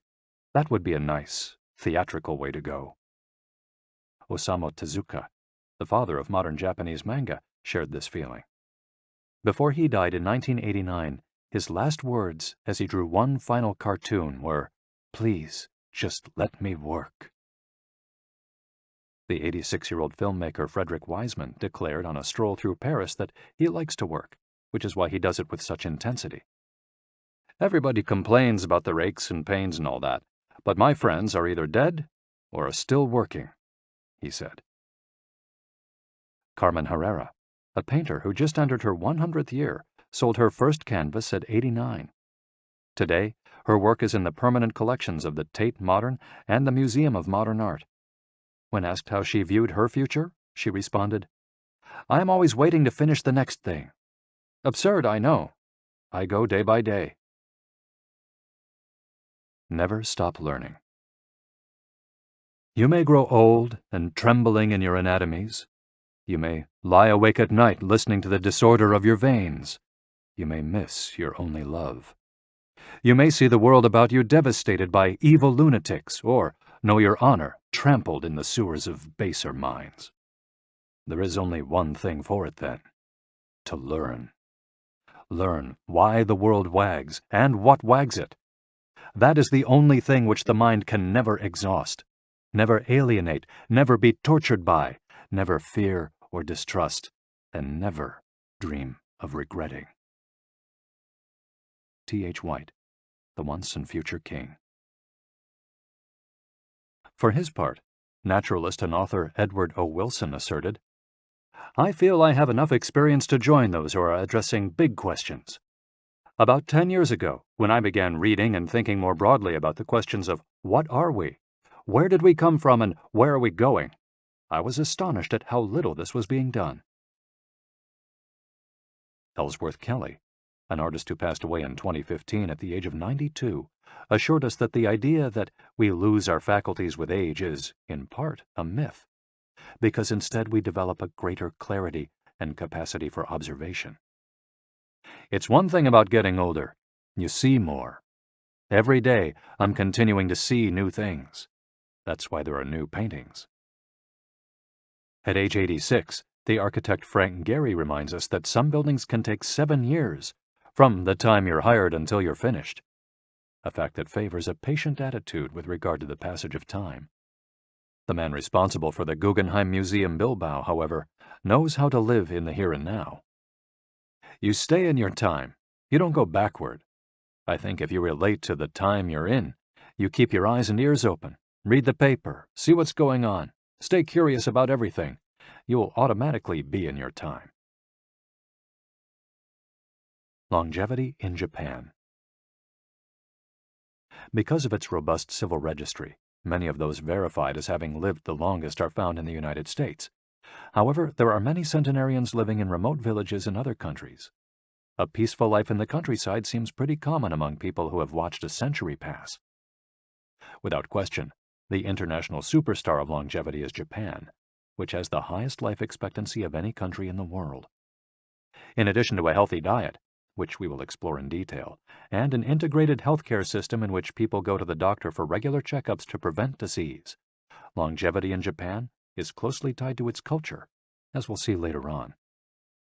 The sense of community and the fact that Japanese people make an effort to stay active until the very end are key elements of their secret to long life. If you want to stay busy even when there's no need to work, there has to be an IKIGAI on your horizon, a purpose that guides you throughout your life and pushes you to make things of beauty and utility for the community and yourself. Chapter 6. Lessons from Japan's Centenarians. Traditions and Proverbs for Happiness and Longevity. To get to Ogimi, we had to fly nearly 3 hours from Tokyo to Naha, the capital of Okinawa. Several months earlier, we'd contacted the town council of a place known as the Village of Longevity to explain the purpose of our trip and our intention to interview the oldest members of the community. After numerous conversations, we finally got the help we were looking for and were able to rent a house just outside the town. 1 year after starting this project, we found ourselves on the doorstep of some of the longest living people in the world. We realized right away that time seems to have stopped there, as though the entire town were living in an endless here and now. Arriving in Ogimi. After 2 hours on the road from Naha, we're finally able to stop worrying about the traffic. To our left are the sea and an empty stretch of beach. To our right, the mountainous jungle of Okinawa's Yanbaru forests. Once Route 58 passes Nago, where Orion beer, the pride of Okinawa, is made, it skirts the coast until it reaches Ogimi. Every now and then a few little houses and stores crop up in the narrow stretch of land between the road and the base of the mountain. We pass small clusters of houses scattered here and there as we enter the municipality of Ogimi, but the town doesn't really seem to have a center. Our GPS finally guides us to our destination, the Center for the Support and Promotion of Well-Being, housed in an unattractive cinder block building right off the highway. We go in through the back door, where a man named Taira is waiting for us. Beside him is a petite, cheerful woman who introduces herself as Yuki. Two other women immediately get up from desks and show us to a conference room. They serve us each a cup of green tea and a few shikuwasa, a small citrus fruit that packs a big nutritional punch, as we'll see later on. Taira sits down across from us in his formal suit and opens up a large planner and a 3-ring binder. Yuki sits next to him. The binder contains a list of all the town's residents, organized by age and club, or moai. Taira points out that these groups of people who help one another are characteristic of Ogimi. The moai are not organized around any concrete objective. They function more like a family. Taira also tells us that volunteer work, rather than money, drives much of what happens in Ogimi. Everyone offers to pitch in, and the local government takes care of assigning tasks. This way, everyone can be useful and feels like part of the community. Ogimi is the penultimate town before Cape Heido, the northernmost point of the largest island in the archipelago. From the top of Ogimi's mountains, we're able to look down over the whole town. Almost everything is the green of the Yanbaru jungle, making us wonder where the nearly 3,200 residents are hiding. We can see a few houses, but they're scattered in little clusters near the sea or in small valleys, accessible by side roads. Communal life. We're invited to eat in one of Ogimi's few restaurants, but when we arrive, the only 3 tables are already reserved. "Don't worry, we'll go to Churaumi instead. It never fills up," says Yuki, walking back to the car. She's still driving at age 88, and takes great pride in that. Her co-pilot is 99, and has also decided to spend the day with us. We have to drive fast to keep up with them on a highway that is sometimes more dirt than asphalt. Finally reaching the other end of the jungle, we can at last sit down to eat. "I don't really go to restaurants," Yuki says as we take our seats. "Almost everything I eat comes from my vegetable garden, and I buy my fish from Tanaka, who's been my friend forever." The restaurant is right by the sea, and seems like something from the planet Tatooine from Star Wars. The menu boasts in large letters that it serves slow food, prepared with organic vegetables grown in the town. "But really," Yuki continues, "food is the least important thing." She is extroverted and rather pretty. She likes to talk about her role as the director of several associations run by the local government. "Food won't help you live longer," she says, bringing to her lips a bite of the diminutive confection that followed our meal. "The secret is smiling and having a good time." There are no bars and only a few restaurants in Ogimi, but those who live there enjoy a rich social life that revolves around community centers. The town is divided into 17 neighborhoods, and each one has a president and several people in charge of things like culture, festivals, social activities, and longevity. Residents pay close attention to this last category. We're invited to the community center of one of the 17 neighborhoods. It's an old building right next to one of the mountains of the Yanbaru jungle, home to Bunagaya, the town's iconic sprites. The Bunagaya spirits of the Yanbaru jungle. Bunagaya are magical creatures that inhabit the Yanbaru jungle near Ogimi and its surrounding towns. They manifest as children with long red hair and like to hide in the jungle's kajumaru, banyan trees, and go fishing on the beach. Many of Okinawa's stories and fables are about Bunagaya sprites. They're mischievous, playful, and unpredictable. Locals say that the Bunagaya love the mountains, rivers, sea, trees, earth, wind, and animals, and that if you want to befriend them, you have to show respect for nature. A birthday party. When we arrive at the neighborhood's community center, we're greeted by a group of about 20 people who proudly proclaim, "The youngest among us is 83. We conduct our interviews at a large table while drinking green tea. When we finish, we're brought to an event space where we celebrate the birthdays of 3 members of the group. One woman is turning 99, another 94, and one young man has just reached 89. We sing a few songs popular in the village and finish up with "Happy Birthday" in English. The woman turning 99 blows out the candles and thanks everyone for coming to her party. We eat homemade shikuwasa cake and end up dancing and celebrating as though it were the birthday of a 20-something. It's the first party, but not the last, that we'll attend during our week in the village. We'll also do karaoke with a group of seniors who sing better than we do, and attend a traditional festival with local bands, dancers, and food stands at the foot of a mountain. Celebrate each day together. Celebrations seem to be an essential part of life in Ogimi. We're invited to watch a game of gate ball, one of the most popular sports among Okinawa's older residents. It involves hitting a ball with a mallet-like stick. It's a low-impact sport that can be played anywhere, and it's a good excuse to move around and have fun as a group. The residents hold local competitions, and there is no age limit for participants. We participate in the weekly game and lose to a woman who recently turned 104. Everyone cheers, and the defeated look on our faces elicits laughter. In addition to playing and celebrating as a community, spirituality is also essential to the happiness of the village's residents. The gods of Okinawa.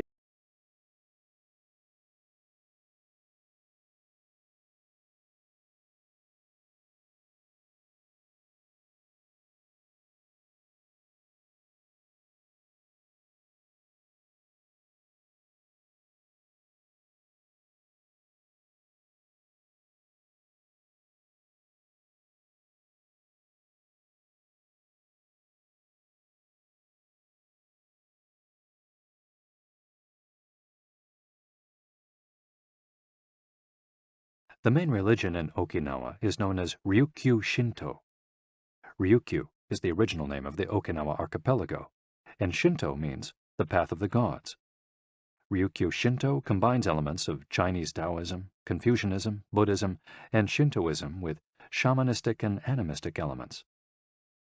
According to this ancient faith, the world is populated by an infinite number of spirits divided into several types: spirits of the home, of the forest, of the trees, and of the mountains.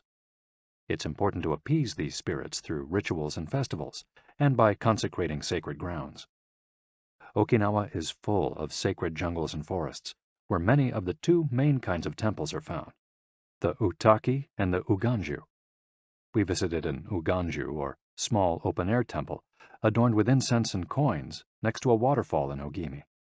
The Utaki is a collection of stones where people go to pray and where, supposedly, spirits gather.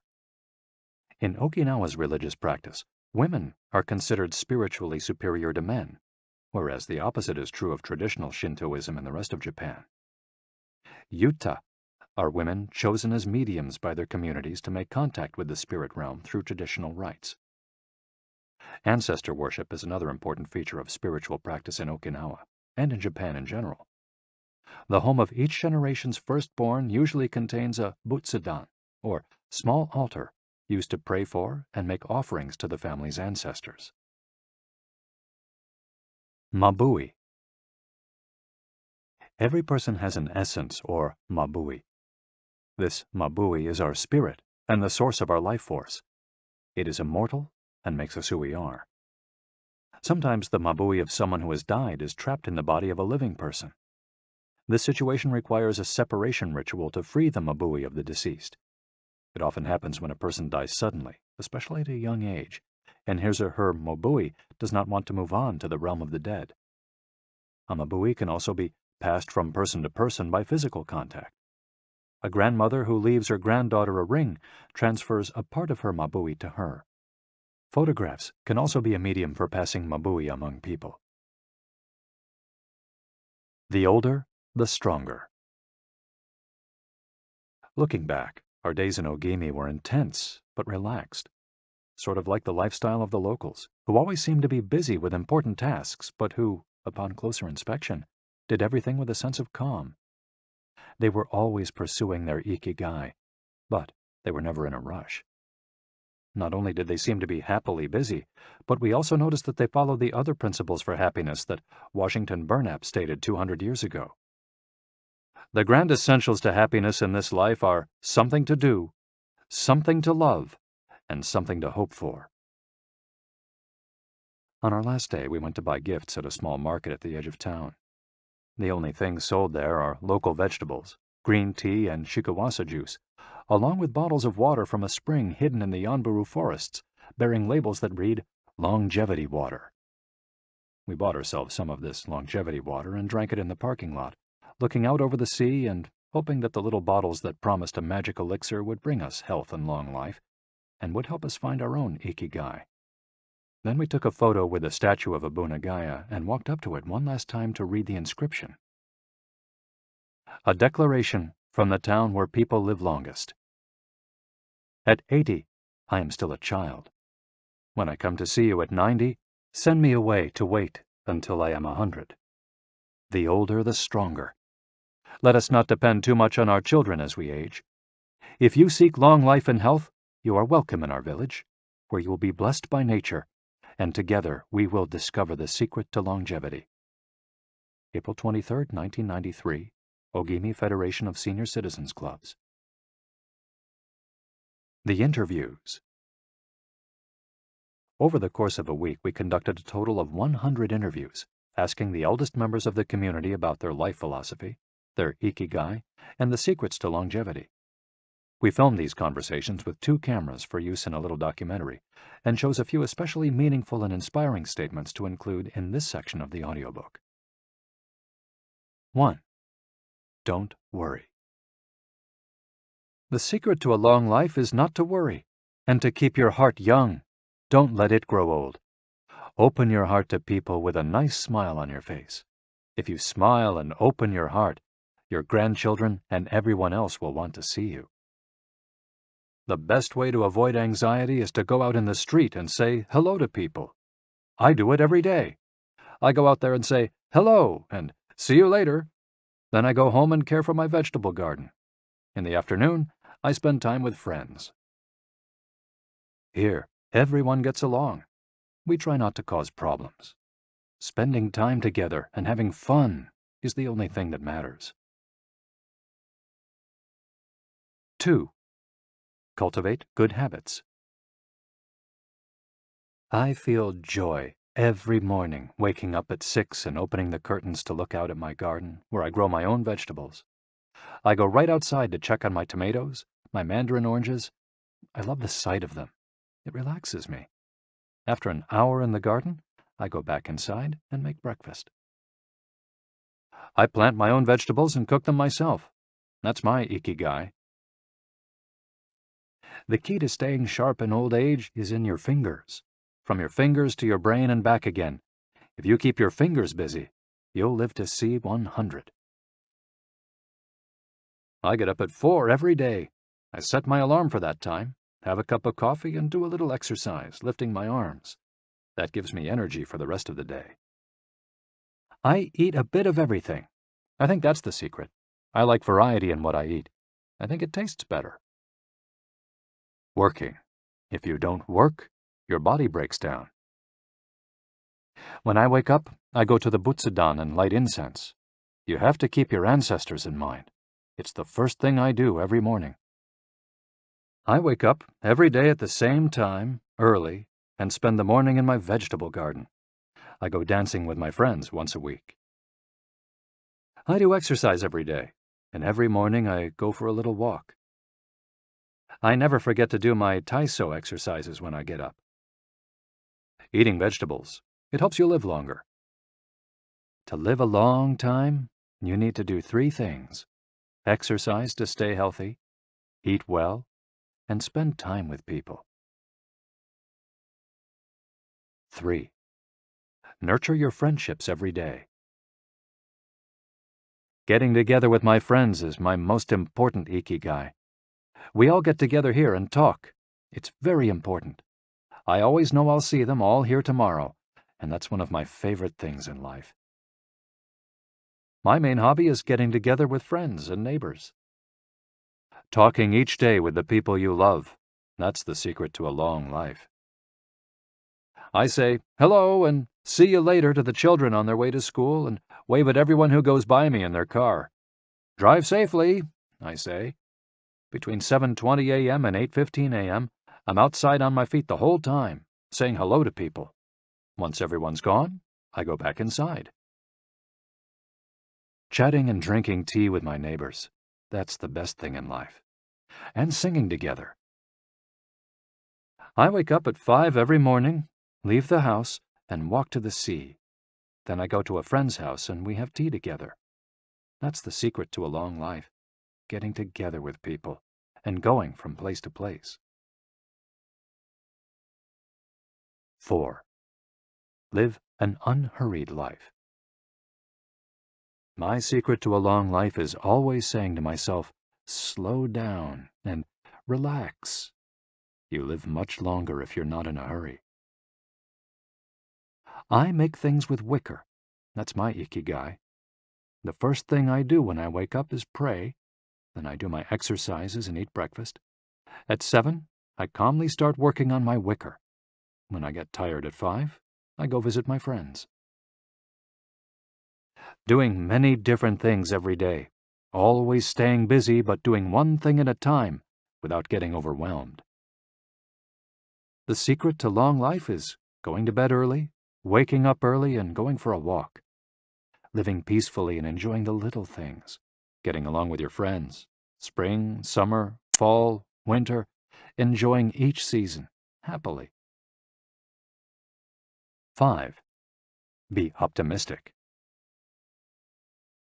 Every day I say to myself, today will be full of health and energy. Live it to the fullest. I'm 98, but consider myself young. I still have so much to do. Laugh. Laughter is the most important thing. I laugh wherever I go. I'm going to live to be 100. Of course I am. It's a huge motivation for me. Dancing and singing with your grandchildren is the best thing in life. I feel very fortunate to have been born here. I give thanks for it every day. The most important thing in Ogimi, in life, is to keep smiling. I do volunteer work to give back to the village a bit of what it has given to me. For example, I use my car to help friends get to the hospital. There's no secret to it. The trick is just to live. Keys to the Ogimi lifestyle. 100% of the people we interviewed keep a vegetable garden, and most of them also have fields of tea, mangoes, shikawasa, and so on.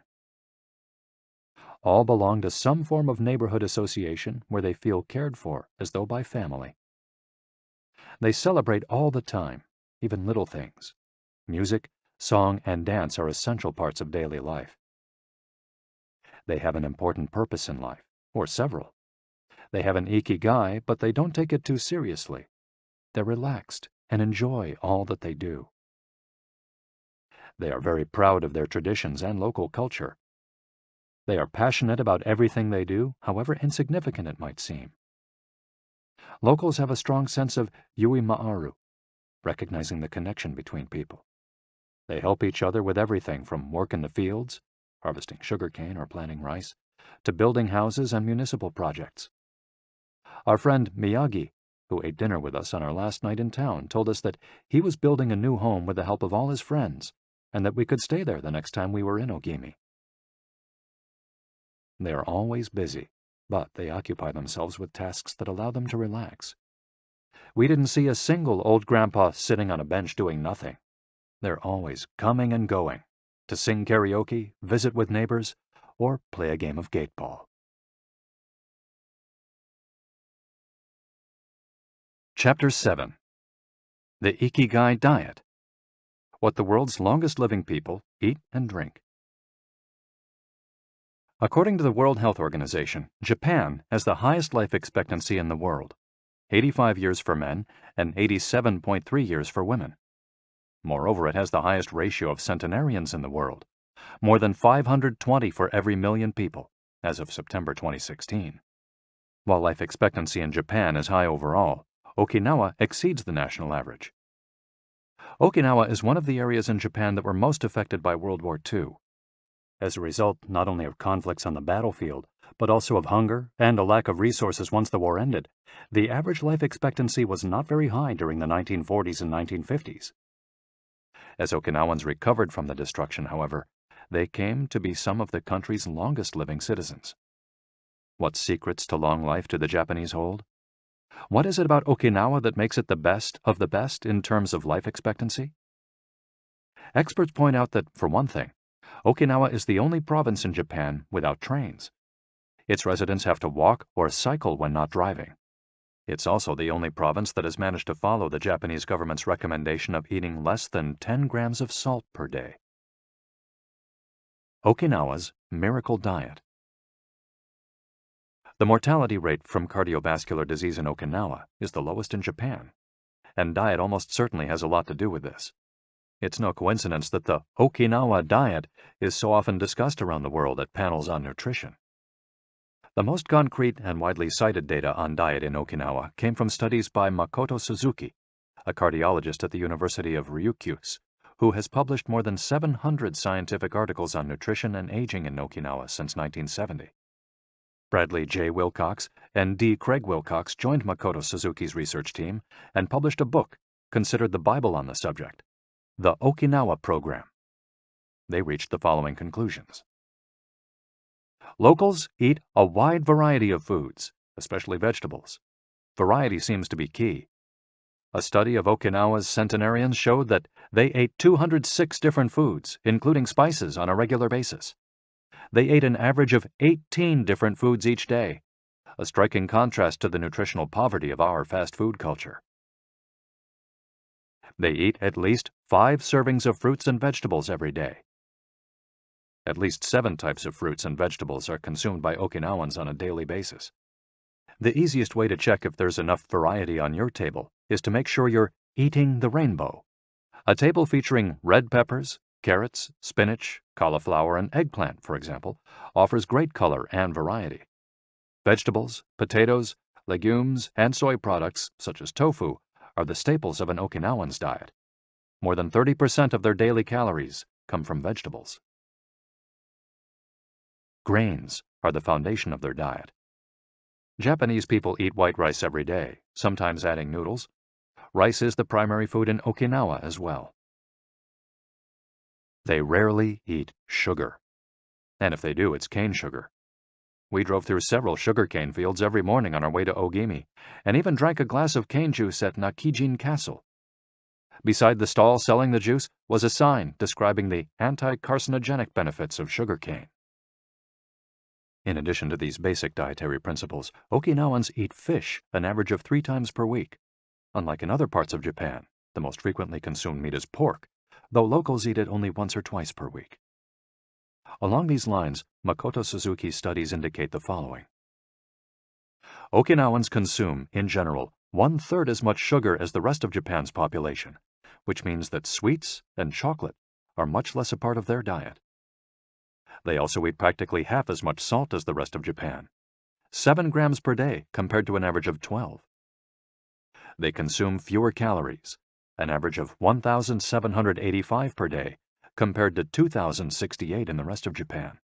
In fact, low caloric intake is common among the 5 blue zones.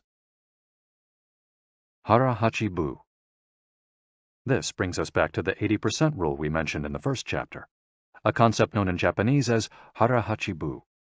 It's easy to do. When you notice you're almost full but could have a little more, just stop eating. One easy way to start applying the concept of Hara-Hachi-Bu is to skip dessert, or to reduce portion size. The idea is to still be a little bit hungry when you finish. This is why portion size tends to be much smaller in Japan than in the West. Food isn't served as appetizers, main courses, and dessert. Instead, it's much more common to see everything presented at once on small plates. One with rice, another with vegetables, a bowl of miso soup, and something to snack on. Serving food on many small plates makes it easier to avoid eating too much and facilitates the varied diet discussed at the beginning of this chapter. Hara-Hachi-Bu is an ancient practice.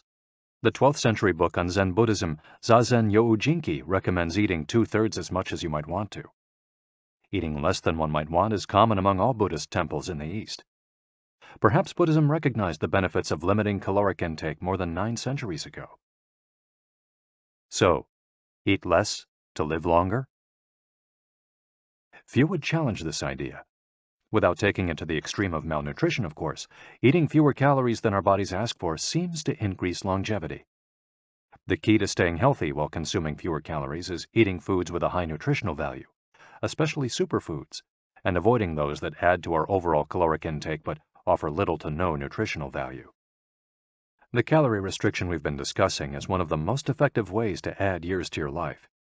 If the body regularly consumes enough or too many calories, it gets lethargic and starts to wear down, expending significant energy on digestion alone. Another benefit of calorie restriction is that it reduces levels of IGF-1, insulin-like growth factor 1, in the body. IGF-1 is a protein that plays a significant role in the aging process. It seems that one of the reasons humans and animals age is an excess of this protein in their blood. Whether calorie restriction will extend lifespan in humans is not yet known, but data increasingly indicate that moderate calorie restriction with adequate nutrition has a powerful protective effect against obesity, type 2 diabetes, inflammation, hypertension, and cardiovascular disease, and reduces metabolic risk factors associated with cancer. An alternative to following the 80% rule on a daily basis is to fast for 1 or 2 days each week. The 5-2, or fasting diet, recommends 2 days of fasting, consuming fewer than 500 calories every week, and eating normally on the other 5 days. Among its many benefits, fasting helps cleanse the digestive system and allows it to rest. 15 natural antioxidants found in the Okinawan diet. Antioxidants are molecules that slow down the oxidation process in cells, neutralizing the free radicals that cause damage and accelerate aging. The antioxidant power of green tea, for example, is well known and will be discussed later at greater length. Because they are rich in antioxidants and are eaten nearly every day in the region, these 15 foods are considered keys to Okinawan vitality. Tofu, miso, tuna, carrots, goya, a bitter melon, kombu, sea kelp, cabbage, nori, seaweed, onion, soy sprouts, hechima, a cucumber-like gourd, soybeans, boiled or raw, sweet potato, peppers, and sanpin-cha, jasmine tea. Sanpin-cha, the reigning infusion in Okinawa. Okinawans drink more sanpin-cha, a mix of green tea and jasmine flowers, than any other kind of tea. The closest approximation in the West would be the jasmine tea that usually comes from China. A 1988 study conducted by Hiroko Sho at the Okinawa Institute of Science and Technology indicates that jasmine tea reduces blood cholesterol levels. Sanpin-cha can be found in many different forms in Okinawa and is even available in vending machines. In addition to all the antioxidant benefits of green tea, it boasts the benefits of jasmine, which include reducing the risk of heart attack, strengthening the immune system, helping relieve stress, lowering cholesterol. Okinawans drink an average of 3 cups of sanpin-cha every day. It might be hard to find exactly the same blend in the West, but we can drink jasmine tea, or even a high-quality green tea instead. The secrets of green tea. Green tea has been credited for centuries with significant medicinal properties. Recent studies have confirmed its many benefits and have attested to the importance of this ancient plant in the longevity of those who drink it often. Originally from China, where it's been consumed for millennia, green tea didn't make its way to the rest of the world until just a few centuries ago. Unlike other teas, and as a result of being air-dried without fermentation, it retains its active elements even after being dried and crumbled. It offers meaningful health benefits such as controlling cholesterol, lowering blood sugar levels, improving circulation, protection against the flu, vitamin C, promoting bone health, fluoride, protection against certain bacterial infections, protection against UV damage, cleansing, and diuretic effects. White tea, with its high concentration of polyphenols, may be even more effective against aging. In fact, it's considered to be the natural product with the greatest antioxidant power in the world, to the extent that 1 cup of white tea might pack the same punch as a dozen glasses of orange juice. In summary, drinking green or white tea every day can help us reduce the free radicals in our bodies, keeping us young longer. The powerful shikuwasa. Shikuwasa is the citrus fruit par excellence of Okinawa, and Ogimi is its largest producer in all of Japan. The fruit is extremely acidic. It's impossible to drink shikuwasa juice without diluting it first with water. Its taste is somewhere between that of a lime and a mandarin orange, to which it bears a family resemblance. Shikuwasas also contain high levels of nobiletin, a flavonoid rich in antioxidants. All citrus fruits, grapefruits, oranges, lemons, are high in nobiletin, but Okinawa's shikawasas have 40 times as much as oranges.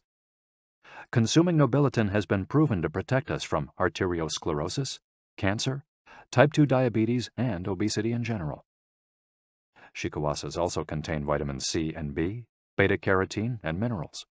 They're used in many traditional dishes and to add flavor to food and are squeezed to make juice. While conducting research at the birthday parties of the town's grandparents, we were served shikawasa cake. The antioxidant canon for Westerners. In 2010, the UK's Daily Mirror published a list of foods recommended by experts to combat aging. Among these foods readily available in the West are vegetables, such as broccoli and chard, for their high concentration of water, minerals, and fiber. Oily fish, such as salmon, mackerel, tuna, and sardines, for all the antioxidants in their fat. Fruits, such as citrus, strawberries, and apricots. They're an excellent source of vitamins and help eliminate toxins from the body. Berries, such as blueberries and goji berries. They're rich in phytochemical antioxidants.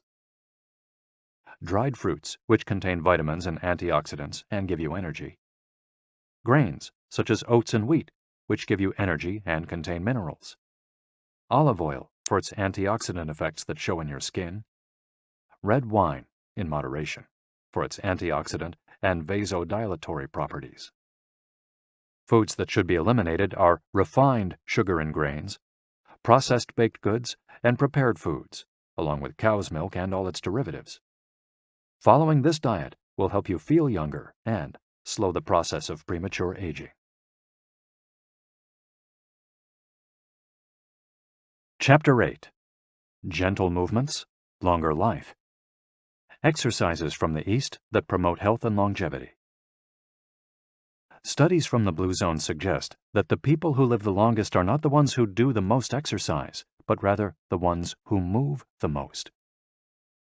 When we visited Ogimi, the village of longevity, we discovered that even people over 80 and 90 years old are still highly active. They don't stay at home looking out the window or reading the newspaper. Ogimi's residents walk a lot, do karaoke with their neighbors, get up early in the morning, and as soon as they've had breakfast, or even before, head outside to weed their gardens. They don't go to the gym or exercise intensely, but they almost never stop moving in the course of their daily routines. As easy as getting out of your chair. Metabolism slows down 90% after 30 minutes of sitting. The enzymes that move the bad fat from your arteries to your muscles, where it can get burned off, slow down. And after 2 hours, good cholesterol drops 20%. Just getting up for 5 minutes is going to get things going again. These things are so simple they're almost stupid, says Gavin Bradley in a 2015 interview with Bridget Schulte for The Washington Post. Bradley is one of the preeminent experts on the subject, and the director of an international organization dedicated to building awareness of how detrimental sitting all the time can be to our health. If we live in a city, we might find it hard to move in natural and healthy ways every day, but we can turn to exercises that have proven for centuries to be good for the body. The Eastern disciplines for bringing body, mind, and soul into balance have become quite popular in the West, but in their countries of origin, they've been used for ages to promote health. Yoga, originally from India, though very popular in Japan, and China's Qigong and Tai Chi, among other disciplines, seek to create harmony between a person's body and mind so they can face the world with strength, joy, and serenity. They're touted as elixirs of youth, and science has endorsed the claim. These gentle exercises offer extraordinary health benefits and are particularly appropriate for older individuals who have a harder time staying fit. Tai Chi has been shown, among other things, to slow the development of osteoporosis and Parkinson's disease, to increase circulation, and to improve muscle tone and flexibility. Its emotional benefits are just as important. It's a great shield against stress and depression. You don't need to go to the gym for an hour every day or run marathons. As Japanese centenarians show us, all you need is to add movement to your day. Practicing any of these Eastern disciplines on a regular basis is a great way to do so. An added benefit is that they all have well-defined steps, and as we heard in Chapter 4, disciplines with clear rules are good for flow. If you don't like any of these disciplines, feel free to choose a practice that you love and that makes you move. Following, We'll take a look at some of the practices that promote health and longevity. But first, a little appetizer. A singularly Japanese exercise for starting your day. Radio Taiso. This morning warm-up has been around since before World War II. The radio part of its name is from when the instructions for each exercise were transmitted over the radio. But today people usually do these movements while tuned to a television channel or internet video demonstrating the steps. One of the main purposes of doing radio Taiso is to promote a spirit of unity among participants. The exercises are always done in groups, usually in schools before the start of classes, and in businesses before the workday begins. Statistics show that 30% of Japanese practice radio Taiso for a few minutes every morning. But radio Taiso is one thing that almost everyone we interviewed in Ogimi had in common. Even the residents of the nursing home we visited dedicated at least 5 minutes every day to doing it, though some did the exercises from their wheelchairs. We joined them on their daily practice, and we felt refreshed for the rest of the day. When these exercises are done in a group, it's usually on a sports field or in a large reception hall, and typically involves some kind of loudspeaker. The exercises take 5 or 10 minutes, depending on whether you do all or only some of them. They focus on dynamic stretching and increasing joint mobility. One of the most iconic radio Taiso exercises consists of simply raising your arms above your head and then bringing them down in a circular motion. It's a tool to wake up the body, an easy mobility workout that is low in intensity and that focuses on exercising as many joints as possible. It might seem basic, but in our modern lives, we can spend days without raising our arms above our ears. Think about it. Our arms are down when using computers, when using smartphones, when reading books. One of the few times we raise our hands over our heads is when reaching for something in a cupboard or closet, while our ancestors were raising their hands over their heads all the time when gathering things from trees. Radio Taiso helps us to practice all the basic movements of the body. Yoga. Popular in Japan as well as in the West, yoga can be done by almost anyone. Some of its poses have even been adapted for pregnant women and practitioners with physical disabilities. Yoga comes from India, where it was developed millennia ago to unite our mental and physical elements. The word yoga itself comes from the Sanskrit term for yoke, which refers to the crosspiece that binds draft animals to one another and to the cart they're pulling. Yoga strives to unite body and mind in the same way, guiding us toward a healthy lifestyle in harmony with the world around us. The main objectives of yoga are to bring us closer to our human nature, mental and physical purification, to bring us closer to the divine. Styles of yoga. Though all are oriented towards similar goals, there are many different types of yoga that vary according to the traditions and texts from which they were developed. The differences among them lie, as the masters say, in the path taken to the summit of our best self. Jnana Yoga. The yoga of wisdom, the search for discipline and mental growth. Karma Yoga focuses on action, on tasks and duties that benefit oneself and one's community. Bhakti Yoga, the yoga of devotion and surrender to the divine. Mantra Yoga focuses on the recitation of mantras to reach a state of relaxation. Kundalini Yoga combines diverse steps to reach the desired mental state. Raja Yoga, also known as the royal path, encompasses a range of steps geared toward achieving communion with oneself and others. Hatha Yoga, the most widespread form in the West and Japan, characterized by asanas or poses combined in a quest for balance. How to do a sun salutation. The sun salutation is one of the most iconic exercises in Hatha Yoga. To do it, you simply have to follow these 12 basic movements. 1. With your feet together, stand up straight, but keep your muscles relaxed. Exhale. 2. Place the palms of your hands together in front of your chest. From this position, inhale as you raise your arms above your head and bend backwards slightly. 3. Exhale as you bend forward until you touch the ground with the palms of your hands, without bending your knees. 4.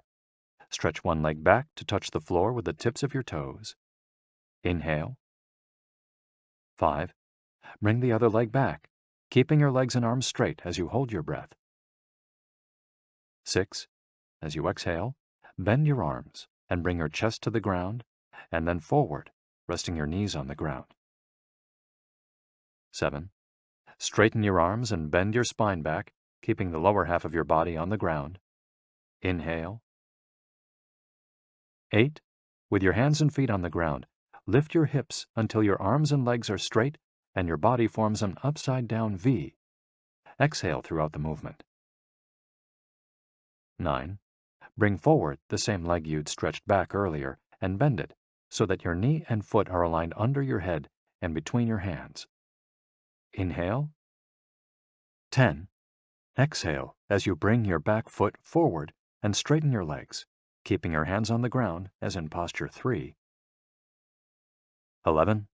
Bring your arms above your head with your palms together and bend backwards slightly as you did in posture 2 while you inhale. 12.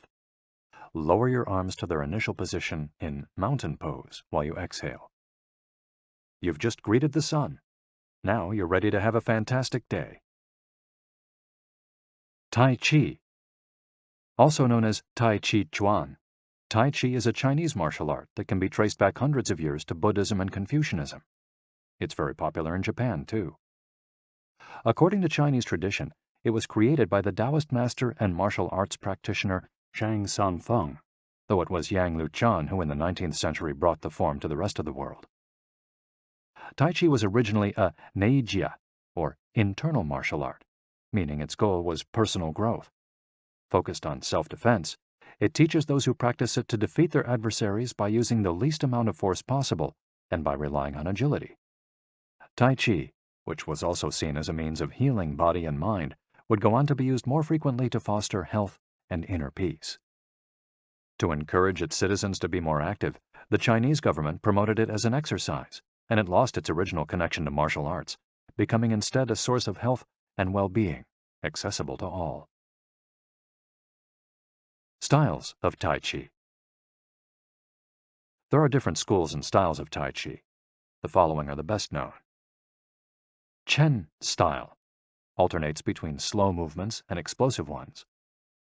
Yang style, the most widespread of the forms, characterized by slow, fluid movements. Wu style utilizes small, slow, deliberate movements. Hao style, centered on internal movements, with almost microscopic external movements, one of the least practiced forms of Tai Chi, even in China. Despite their differences, these styles all have the same objectives. 1. To control movement through stillness. 2. To overcome force through finesse. 3. To move second and arrive first. 4. To know yourself and your opponent. The 10 basic principles of Tai Chi. According to the master Yang Chengfu, the correct practice of Tai Chi follows 10 basic principles. 1. Elevate the crown of your head and focus all your energy there. 2. Tighten your chest and expand your back to lighten your lower body. 3. Relax your waist and let it guide your body. 4. Learn to differentiate between heaviness and lightness, knowing how your weight is distributed. 5. Relax the shoulders to allow free movement of the arms and promote the flow of energy. 6. Value the agility of the mind over the strength of the body. 7. Unify the upper and lower body so they act in concert. 8. Unify the internal and the external to synchronize mind, body, and breath. 9. Do not break the flow of your movement. Maintain fluidity and harmony. 10. Look for stillness in movement. An active body leads to a calm mind. Imitating clouds. One of the best-known movements in Tai Chi consists of following the form of clouds in an exercise called wave hands like clouds. Here are the steps. 1. Extend your arms in front of you with your palms down. 2. Turn your palms to face in, as though you were hugging a tree trunk. 3. Open your arms out to the side. 4. Bring the left arm up and center, and the right arm down and center. 5. Trace the shape of a ball in front of your body. 6. Turn your left palm toward your face. 7. Shift your weight to your left foot and pivot from your hip toward that side while your eyes follow the movement of your hand. 8. Bring your left hand to your waist and your right hand in front of your face. 9. Shift your weight to your right foot. 10. Pivot toward your right, looking at your raised right hand the entire time. 11. Repeat this movement fluidly, shifting your weight from one foot to the other as you reposition your hands. 12. Stretch your arms out in front of you again and bring them down slowly, returning to your initial position. Qigong, also known as Qi Kung. Its name combines Qi, life force or energy, and Gong, work, indicating that the form works with the individual's life force. Though relatively modern, especially under its current name, the art of Qigong is based on the Tao Yin, an ancient art meant to foster mental and physical well-being. The practice began to appear in reports on training in martial arts at the beginning of the 20th century, and by the 1930s was being used in hospitals. The Chinese government later popularized it, as it had done with Tai Chi. Qigong involves static and dynamic physical exercises that stimulate respiration in a standing, seated, or reclined position. There are many different styles of Qigong, but all of them seek to strengthen and regenerate Qi. Though its movements are typically gentle, the practice is intense. Benefits of Qigong. According to numerous international scientific studies, Qigong, like Tai Chi and yoga, offers significant health benefits.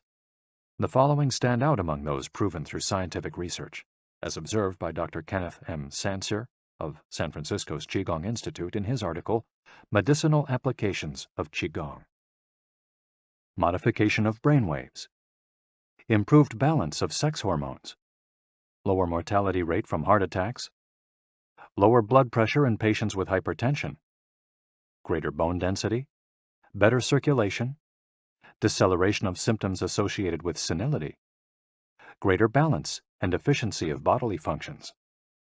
Increased blood flow to the brain and greater mind-body connection. Improved cardiac function. Reduction in the secondary effects of cancer treatments. Practicing these arts not only keeps us in shape, it also helps extend our lives.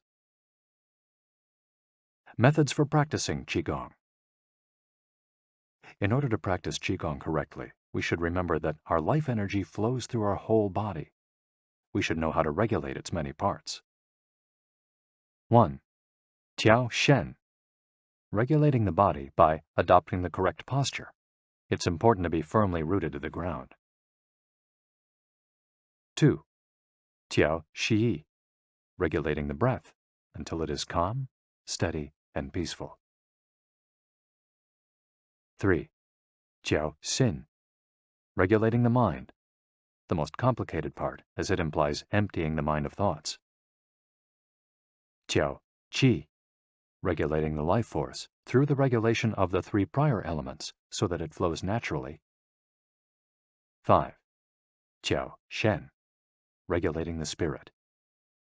The spirit is both strength and root in battle, as Yang Jwing-Ming explains in The Essence of Taiji Qigong. In this way, the whole organism will be prepared to work together toward a single goal. The 5 elements of Qigong. One of Qigong's best-known exercises is a series representing the 5 elements: earth, water, wood, metal, and fire. This series of movements seeks to balance the 5 currents of energy in order to improve brain and organ function. There are several ways to do these movements. In this case, we're following the model of Professor Maria Isabel Garcia Monreal from the Qigong Institute in Barcelona. Earth. 1. Stand with your legs apart and your feet directly below your shoulders. 2. Turn your feet outwards slightly to straighten the posture. 3. Keep your shoulders relaxed and down, and your arms loose at your sides, slightly away from your body. This is the Wu Qi, or rooted posture. 4. As you inhale, raise your arms in front of you until your hands are level with your shoulders, your palms facing down. 5. Exhale as you bend your knees and bring your arms down until your hands are level with your stomach, your palms facing in. 6. Hold this position for a few seconds, focusing on your breath. Water. Starting from earth posture, bend your knees into a squat, keeping your chest upright and exhaling throughout. 2. Press your coccyx downward to stretch your lumbar spine. 3. As you inhale, stand to return to earth posture. 4. Repeat twice for a total of 3. Wood. 1. Starting from earth posture, turn your palms upward and open your arms to the side, forming a circle as you inhale until your hands are level with your clavicle. Turn your hands so that your palms and elbows point downward while keeping your shoulders relaxed. 2. Reverse the movement as you exhale, making a downward circle with your arms until you reach your initial position. 3. Repeat twice for a total of 3. Metal. 1. Starting from earth posture, raise your arms until your hands are level with your sternum. 2. Turn your palms toward each other, about 4 inches apart, with your fingers relaxed and slightly separated, pointing upward. 3. As you inhale, move your hands away from each other until they are shoulder width apart. 4. As you exhale, bring your hands toward each other until they are back in position 2. 5. Repeat twice for a total of 3, observing the concentration of energy as you bring your hands together in front of your lungs. Fire. 1. Starting from earth posture, bring your hands level with your heart as you inhale, with one hand slightly above the other and your palms facing each other. 2. Rotate your hands to feel the energy of your heart. 3. Turn from your waist gently to the left, keeping your torso relaxed and your forearms parallel to the ground. 4. With your palms still facing each other, separate your hands, bringing one up until it is level with your shoulder and the other down in front of your abdomen. 5. Turn from your waist gently to the right, keeping your torso relaxed and your forearms parallel to the ground. 6. As you exhale, let your hands come back together in front of your heart. 7. With your palms still facing each other, separate your hands, bringing one up until it is level with your shoulder and the other down in front of your abdomen. Completing the series. 1. Starting from earth posture, inhale as you bring your hands level with your shoulders, palms facing down. 2. As you exhale, lower your arms to rest at your sides, returning to the initial Wu Qi posture. Shiatsu. Created in Japan in the early 20th century, principally for the treatment of arthritis, Shiatsu also works on energy flow through the application of pressure with the thumbs and the palms of the hands. In combination with stretching and breathing exercises, it seeks to create equilibrium among the different elements of the body. The following quote is about the Tao Yin, a general term referring to the ancient arts meant to foster mental and physical well-being. It is not important that a Tao Yin have a name. He is imitating something or is engraved in jade. What is important is the technique and the essence of what is really practiced. Stretching and contracting, bending and lifting of the head, stepping, lying down, resting or standing, walking or stepping slowly, screaming or breathing, everything can be a Dao Yin. Ge Hong. Breathe better. Live longer. The book Xiu Qian Shishu, known in the West as 10 Books on the Cultivation of Perfection, dates back to the 13th century and is a compendium of materials from diverse sources on developing the mind and body. It quotes, among others, the celebrated Chinese doctor and essayist Sun Simiao, who lived during the 6th century. Sun Simiao was a proponent of a technique called the 6 healing sounds, which involves the coordination of movement, breathing, and pronouncing sounds with the purpose of bringing our souls to a place of calm. The 6 sounds are XU, pronounced like shh, with a deep sigh, which is associated with the liver. HE, pronounced like her, with a yawn, which is associated with the heart. SI, pronounced like sir, with a slow exhale, which is associated with the lungs.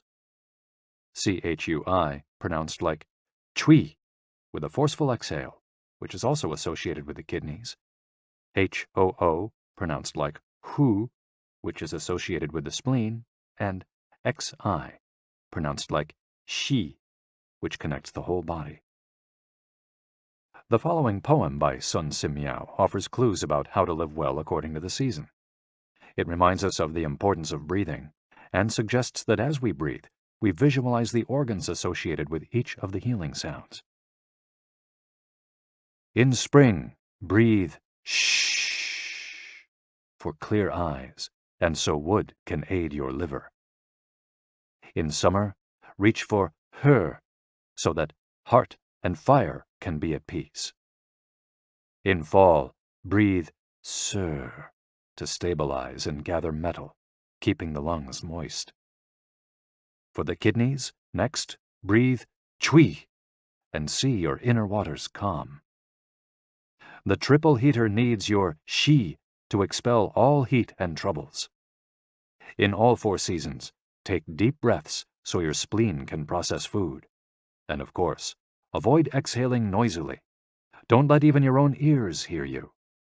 The practice is most excellent and will help preserve your divine elixir. It might feel confusing to be presented with all the Eastern traditions we've introduced in this chapter. The takeaway is that they all combine a physical exercise with an awareness of our breath. These 2 components, movements and breath, help us to bring our consciousness in line with our body, instead of allowing our mind to be carried away by the sea of daily worries. Most of the time, we're just not aware enough of our breathing.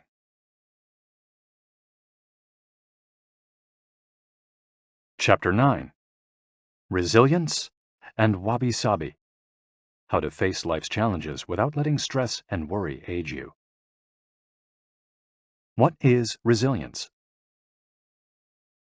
One thing that everyone with a clearly defined IKIGAI has in common is that they pursue their passion no matter what. They never give up, even when the cards seem stacked against them or they face one hurdle after another. We're talking about resilience, a concept that's become influential among psychologists. But resilience isn't just the ability to persevere. As we'll hear in this chapter, it's also an outlook we can cultivate to stay focused on the important things in life, rather than what is most urgent, and keep ourselves from being carried away by negative emotions. In the final section of the chapter, we'll explore techniques that go beyond resilience to cultivate anti-fragility. Sooner or later, we all have to face difficult moments, and the way we do this can make a huge difference to our quality of life. Proper training for our mind, body, and emotional resilience is essential for confronting life's ups and downs. Nana Korobiaoki. Fall 7 times, rise 8. Japanese proverb. Resilience is our ability to deal with setbacks. The more resilient we are, the easier it will be to pick ourselves up and get back to what gives meaning to our lives. Resilient people know how to stay focused on their objectives, on what matters, without giving in to discouragement.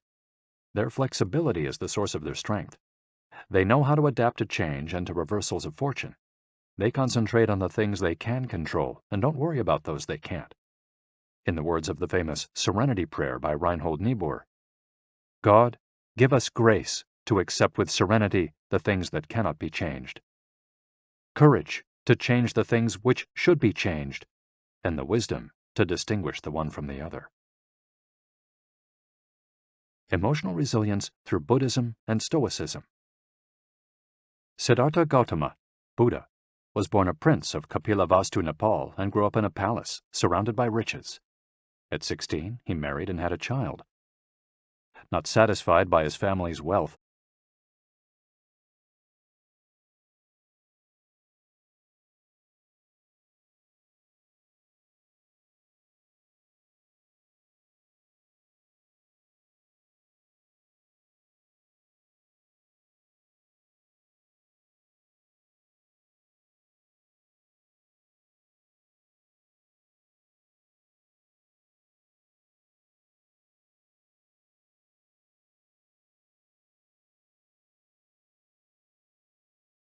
he decided to try a different lifestyle and ran away from the palace to live as an ascetic.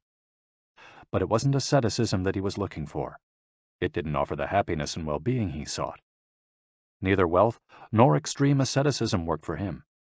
He realized that a wise person should not ignore life's pleasures. A wise person can live with these pleasures, but should always remain conscious of how easy it is to be enslaved by them. Zeno of Citium began his studies with the Cynics. The Cynics also led ascetic lives, leaving behind all earthly pleasures. They lived in the street, and the only thing they owned was the clothing on their backs. Seeing that cynicism did not give him a sense of well-being, Zeno abandoned its teachings to found the school of Stoicism, which centers on the idea that there is nothing wrong with enjoying life's pleasures as long as they do not take control of your life as you enjoy them. You have to be prepared for those pleasures to disappear. The goal is not to eliminate all feelings and pleasures from our lives, as in cynicism, but to eliminate negative emotions. Since their inception, one of the objectives of both Buddhism and Stoicism has been to control pleasure, emotions, and desires. Though the philosophies are very different, both aim to curb our ego and control our negative emotions. Both Stoicism and Buddhism are, at their roots, methods for practicing well-being. According to Stoicism, our pleasures and desires are not the problem. We can enjoy them as long as they don't take control of us. The Stoics viewed those who were able to control their emotions as virtuous. What's the worst thing that could happen? We finally land our dream job, but after a little while we're already hunting for a better one. We win the lottery and buy a nice car, but then decide we can't live without a sailboat. We finally win the heart of the man or woman we've been pining for, and suddenly we find we have a wandering eye. People can be insatiable. The Stoics believe that these kinds of desires and ambitions are not worth pursuing. The objective of the virtuous person is to reach a state of tranquility, apatheia, the absence of negative feelings such as anxiety, fear, shame, vanity, and anger, and the presence of positive feelings such as happiness, love, serenity, and gratitude. In order to keep their minds virtuous, the Stoics practiced something like negative visualization. They imagined the worst thing that could happen in order to be prepared if certain privileges and pleasures were taken from them.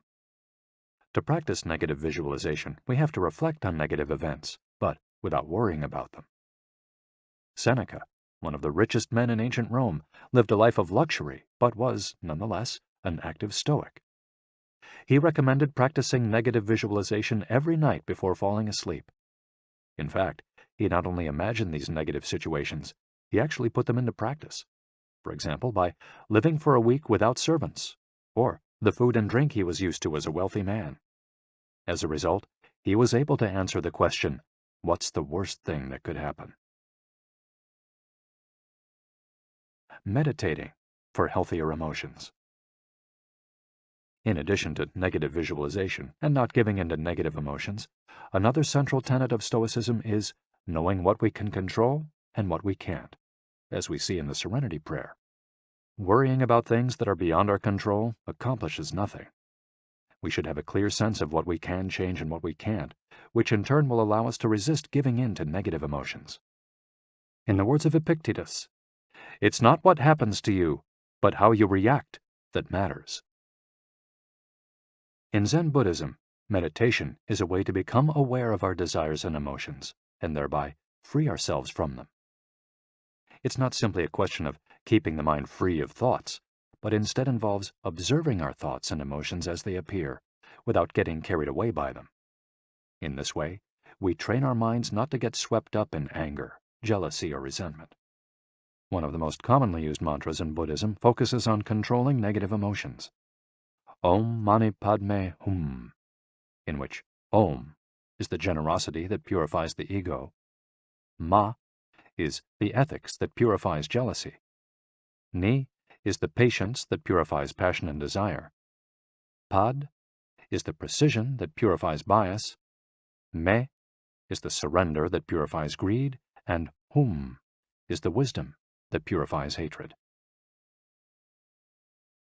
The here and now and the impermanence of things. Another key to cultivating resilience is knowing in which time to live. Both Buddhism and Stoicism remind us that the present is all that exists, and it is the only thing we can control. Instead of worrying about the past or the future, we should appreciate things just as they are in the moment, in the now. The only moment in which you can be truly alive is the present moment, observes the Buddhist monk Thich Nhat Hanh. In addition to living in the here and now, the Stoics recommend reflecting on the impermanence of the things around us. The Roman Emperor Marcus Aurelius said that the things we love are like the leaves of a tree. They can fall at any moment with a gust of wind. He also said that changes in the world around us are not accidental, but rather form part of the essence of the universe, a rather Buddhist notion, in fact. We should never forget that everything we have and all the people we love will disappear at some point. This is something we should keep in mind, but without giving in to pessimism. Being aware of the impermanence of things does not have to make us sad.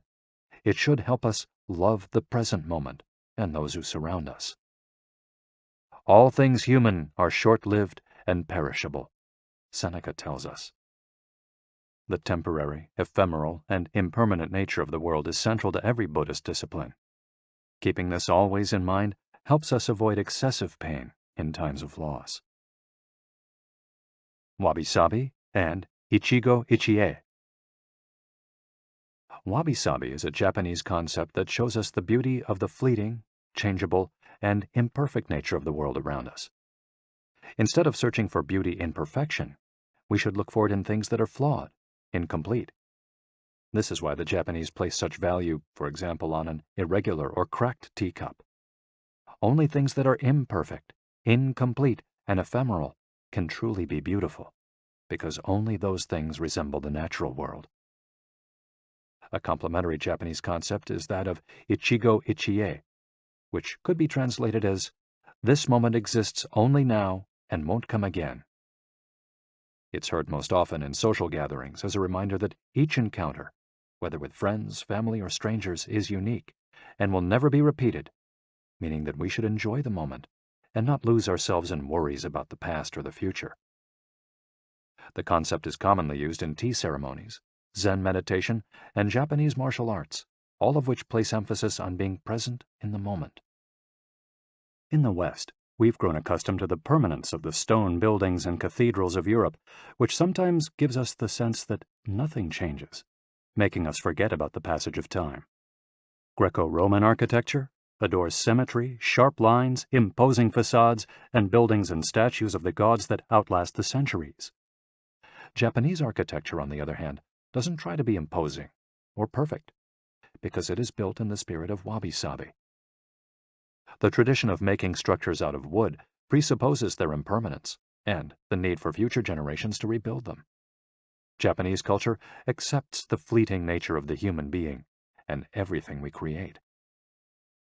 The grand shrine of Ise, for example, has been rebuilt every 20 years for centuries. The most important thing is not to keep the building standing for generations, but to preserve customs and traditions, things that can withstand the passage of time better than structures made by human hands. The key is to accept that there are certain things over which we have no control, like the passage of time and the ephemeral nature of the world around us. Ichigo-ichie teaches us to focus on the present and enjoy each moment that life brings us. This is why it's so important to find and pursue our IKIGAI. Wabi-sabi teaches us to appreciate the beauty of imperfection as an opportunity for growth. Beyond resilience, anti-fragility. As the legend goes, the first time Hercules faced the Hydra, he despaired when he discovered that cutting off one of its heads meant that two would grow back in its place. He would never be able to kill the beast if it got stronger with every wound.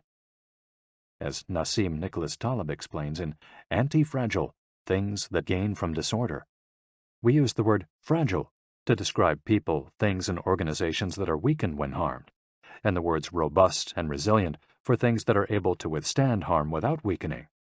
But we don't have a word for things that get stronger when harmed, up to a point. To refer to the kind of power possessed by the Hydra of Lerna, to talk about things that get stronger when they are harmed, Taleb proposed the term anti-fragile. Anti-fragility is beyond resilience or robustness. The resilient resists shocks and stays the same. The anti-fragile gets better. Catastrophes and exceptional circumstances offer good models for explaining anti-fragility. In 2011, a tsunami hit the Tohoku region of Japan, doing tremendous damage to dozens of cities and towns along the coast, most famously Fukushima. When we visited the affected coast 2 years after the catastrophe, having driven for hours along cracked highways and past one empty gas station after another, we passed through several ghost towns whose streets had been taken over by the remnants of houses, piles of cars, and empty train stations. These towns were fragile spaces that had been forgotten by the government and could not recover on their own. Other places, such as Ishinomaki and Kisenuma, suffered extensive damage but were rebuilt within a few years, thanks to the efforts of many. Ishinomaki and Kisenuma showed how resilient they were in their ability to return to normal after the catastrophe. The earthquake that caused the tsunami also affected the Fukushima nuclear power plant. The Tokyo Electric Power Company engineers working at the plant were not prepared to recover from that kind of damage. The Fukushima nuclear facility is still in a state of emergency and will be for decades to come. It demonstrated its fragility in the face of an unprecedented catastrophe. The Japanese financial markets closed minutes after the earthquake. Which businesses did the best in the aftermath? Stock in big construction companies has been steadily on the rise since 2011. The need to rebuild the entire coast of Tohoku is a boon for construction. In this case, Japanese construction companies are anti-fragile, since they benefited enormously from the catastrophe. Now let's take a look at how we can apply this concept to our daily lives. How can we be more anti-fragile? Step 1. Create redundancies. Instead of having a single salary, try to find a way to make money from your hobbies, at other jobs, or by starting your own business. If you have only one salary, you might be left with nothing should your employer run into trouble, leaving you in a position of fragility. On the other hand, if you have several options and you lose your primary job, it might just happen that you end up dedicating more time to your secondary job, and maybe even make more money at it. You would have beaten that stroke of bad luck and would be, in that case, anti-fragile. 100% of the seniors we interviewed in Ogimi had a primary and secondary occupation. Most of them kept a vegetable garden as a secondary job and sold their produce at the local market. The same idea goes for friendships and personal interests. It's just a matter, as the saying goes, of not putting all your eggs in one basket. In the sphere of romantic relationships, there are those who focus all their energy on their partner and make him or her their whole world. Those people lose everything if the relationship doesn't work out. Whereas, if they've cultivated strong friendships and a full life along the way, they'll be in a better position to move on at the end of a relationship. They'll be anti-fragile. Right now, you might be thinking, I don't need more than one salary, and I'm happy with the friends I've always had. Why should I add anything new? It might seem like a waste of time to add variation to our lives because extraordinary things don't ordinarily happen. We slip into a comfort zone. But the unexpected always happens, sooner or later. Step 2. Bet conservatively in certain areas and take many small risks in others. The world of finance turns out to be very useful in explaining this concept.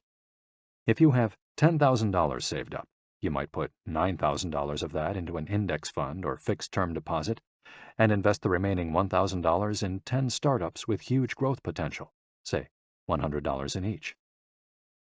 One possible scenario is that 3 of the companies fail. You lose $300. The value of 3 other companies goes down. You lose another $100 or $200. The value of 3 goes up. You make $100 or $200. And the value of one of the startups increases 20-fold. You make nearly $2,000, or maybe even more. You still make money, even if 3 of the businesses go completely belly up. You've benefited from the damage, just like the Hydra. The key to becoming anti-fragile is taking on small risks that might lead to great reward without exposing ourselves to dangers that might sink us, such as investing $10,000 in a fund of questionable reputation that we saw advertised in the newspaper. Step 3. Get rid of the things that make you fragile. We're taking the negative route for this exercise. Ask yourself, what makes me fragile? Certain people, things, and habits generate losses for us and make us vulnerable. Who and what are they? When we make our New Year's resolutions, we tend to emphasize adding new challenges to our lives. It's great to have this kind of objective, but setting good riddance goals can have an even bigger impact. For example, stop snacking between meals. Eat sweets only once a week. Gradually pay off all debt. Avoid spending time with toxic people. Avoid spending time doing things we don't enjoy simply because we feel obligated to do them. Spend no more than 20 minutes on Facebook each day. To build resilience into our lives, we shouldn't fear adversity because each setback is an opportunity for growth. If we adopt an anti-fragile attitude, we'll find a way to get stronger with every blow, refining our lifestyle and staying focused on our IKIGAI. Taking a hit or two can be viewed as either a misfortune or an experience that we can apply to all areas of our lives as we continually make corrections and set new and better goals. As Taleb writes in Anti-Fragile, we need randomness, mess, adventures, uncertainty, self-discovery, hear traumatic episodes, all these things that make life worth living. We encourage those interested in the concept of anti-fragility to read Nassim Nicholas Taleb's Anti-Fragile. Life is pure imperfection, as the philosophy of wabi-sabi teaches us, and the passage of time shows us that everything is fleeting. But if you have a clear sense of your Ikigai, each moment will hold so many possibilities that it will seem almost like an eternity.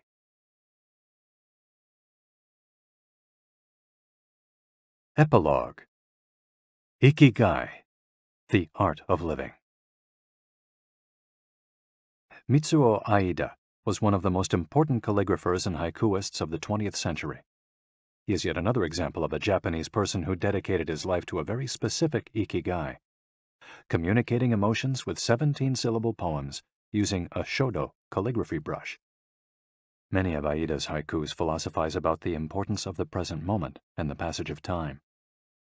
One could be translated as, "In the here and now, the only thing in my life is your life." In another poem, Aida writes simply, "Here, now." It is an artwork that seeks to evoke feelings of mono no aware, a melancholy appreciation of the ephemeral. The following poem touches on one of the secrets of bringing Ikigai into our lives. Happiness is always determined by your heart. And one last one, also by Aida, is keep going. Don't change your path. Once you discover your Ikigai, pursuing it and nurturing it every day will bring meaning to your life. The moment your life has this purpose, you will achieve a happy state of flow in all you do, like the calligrapher at his canvas or the chef who, after half a century, still prepares sushi for his patrons with love. Conclusion. Our Ikigai is different for all of us, but one thing we have in common is that we're all searching for meaning. When we spend our days feeling connected to what is meaningful to us, we live more fully.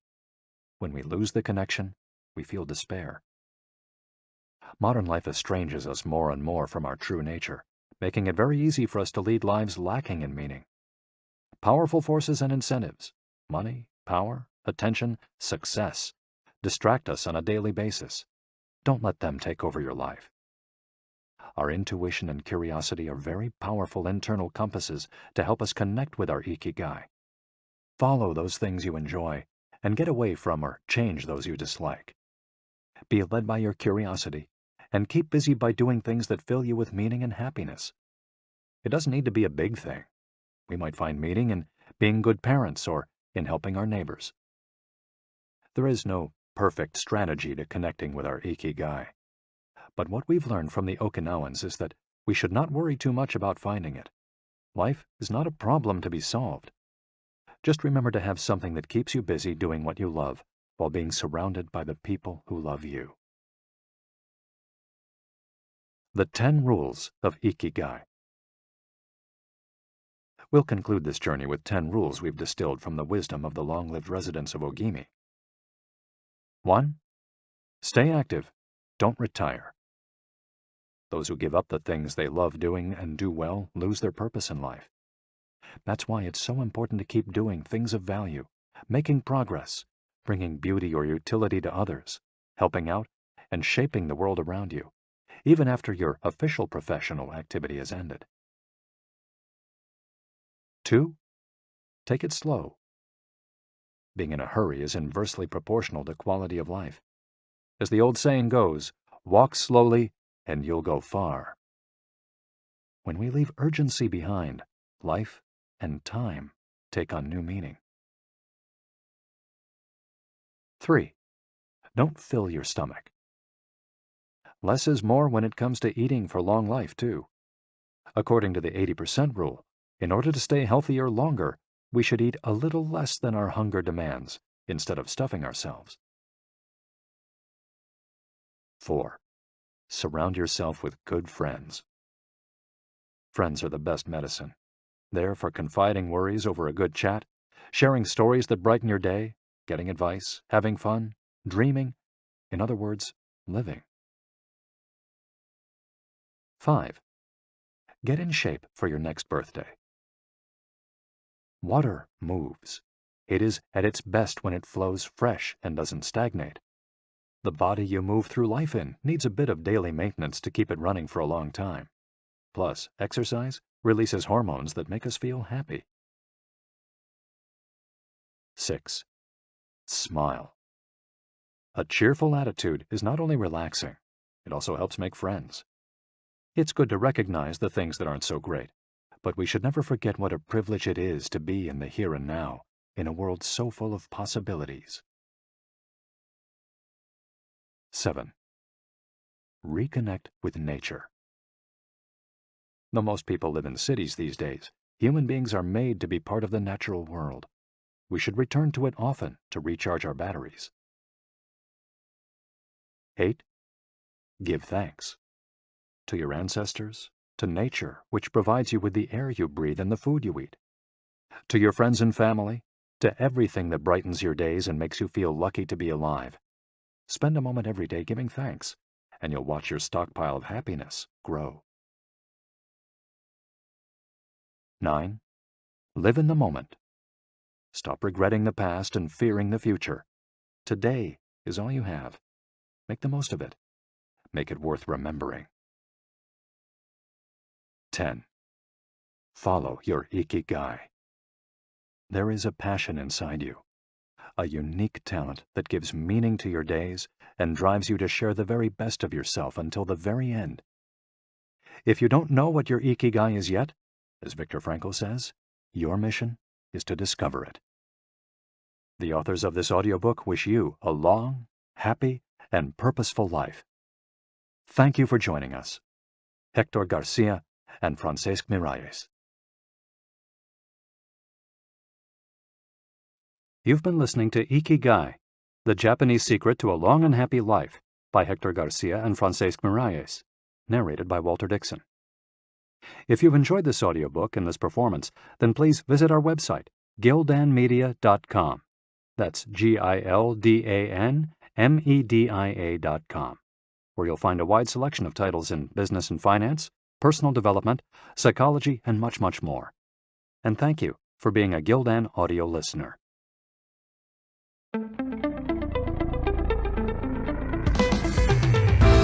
This has been a Gildan audio production. For more affordable, mind-enriching programs, visit our website at gildanmedia.com.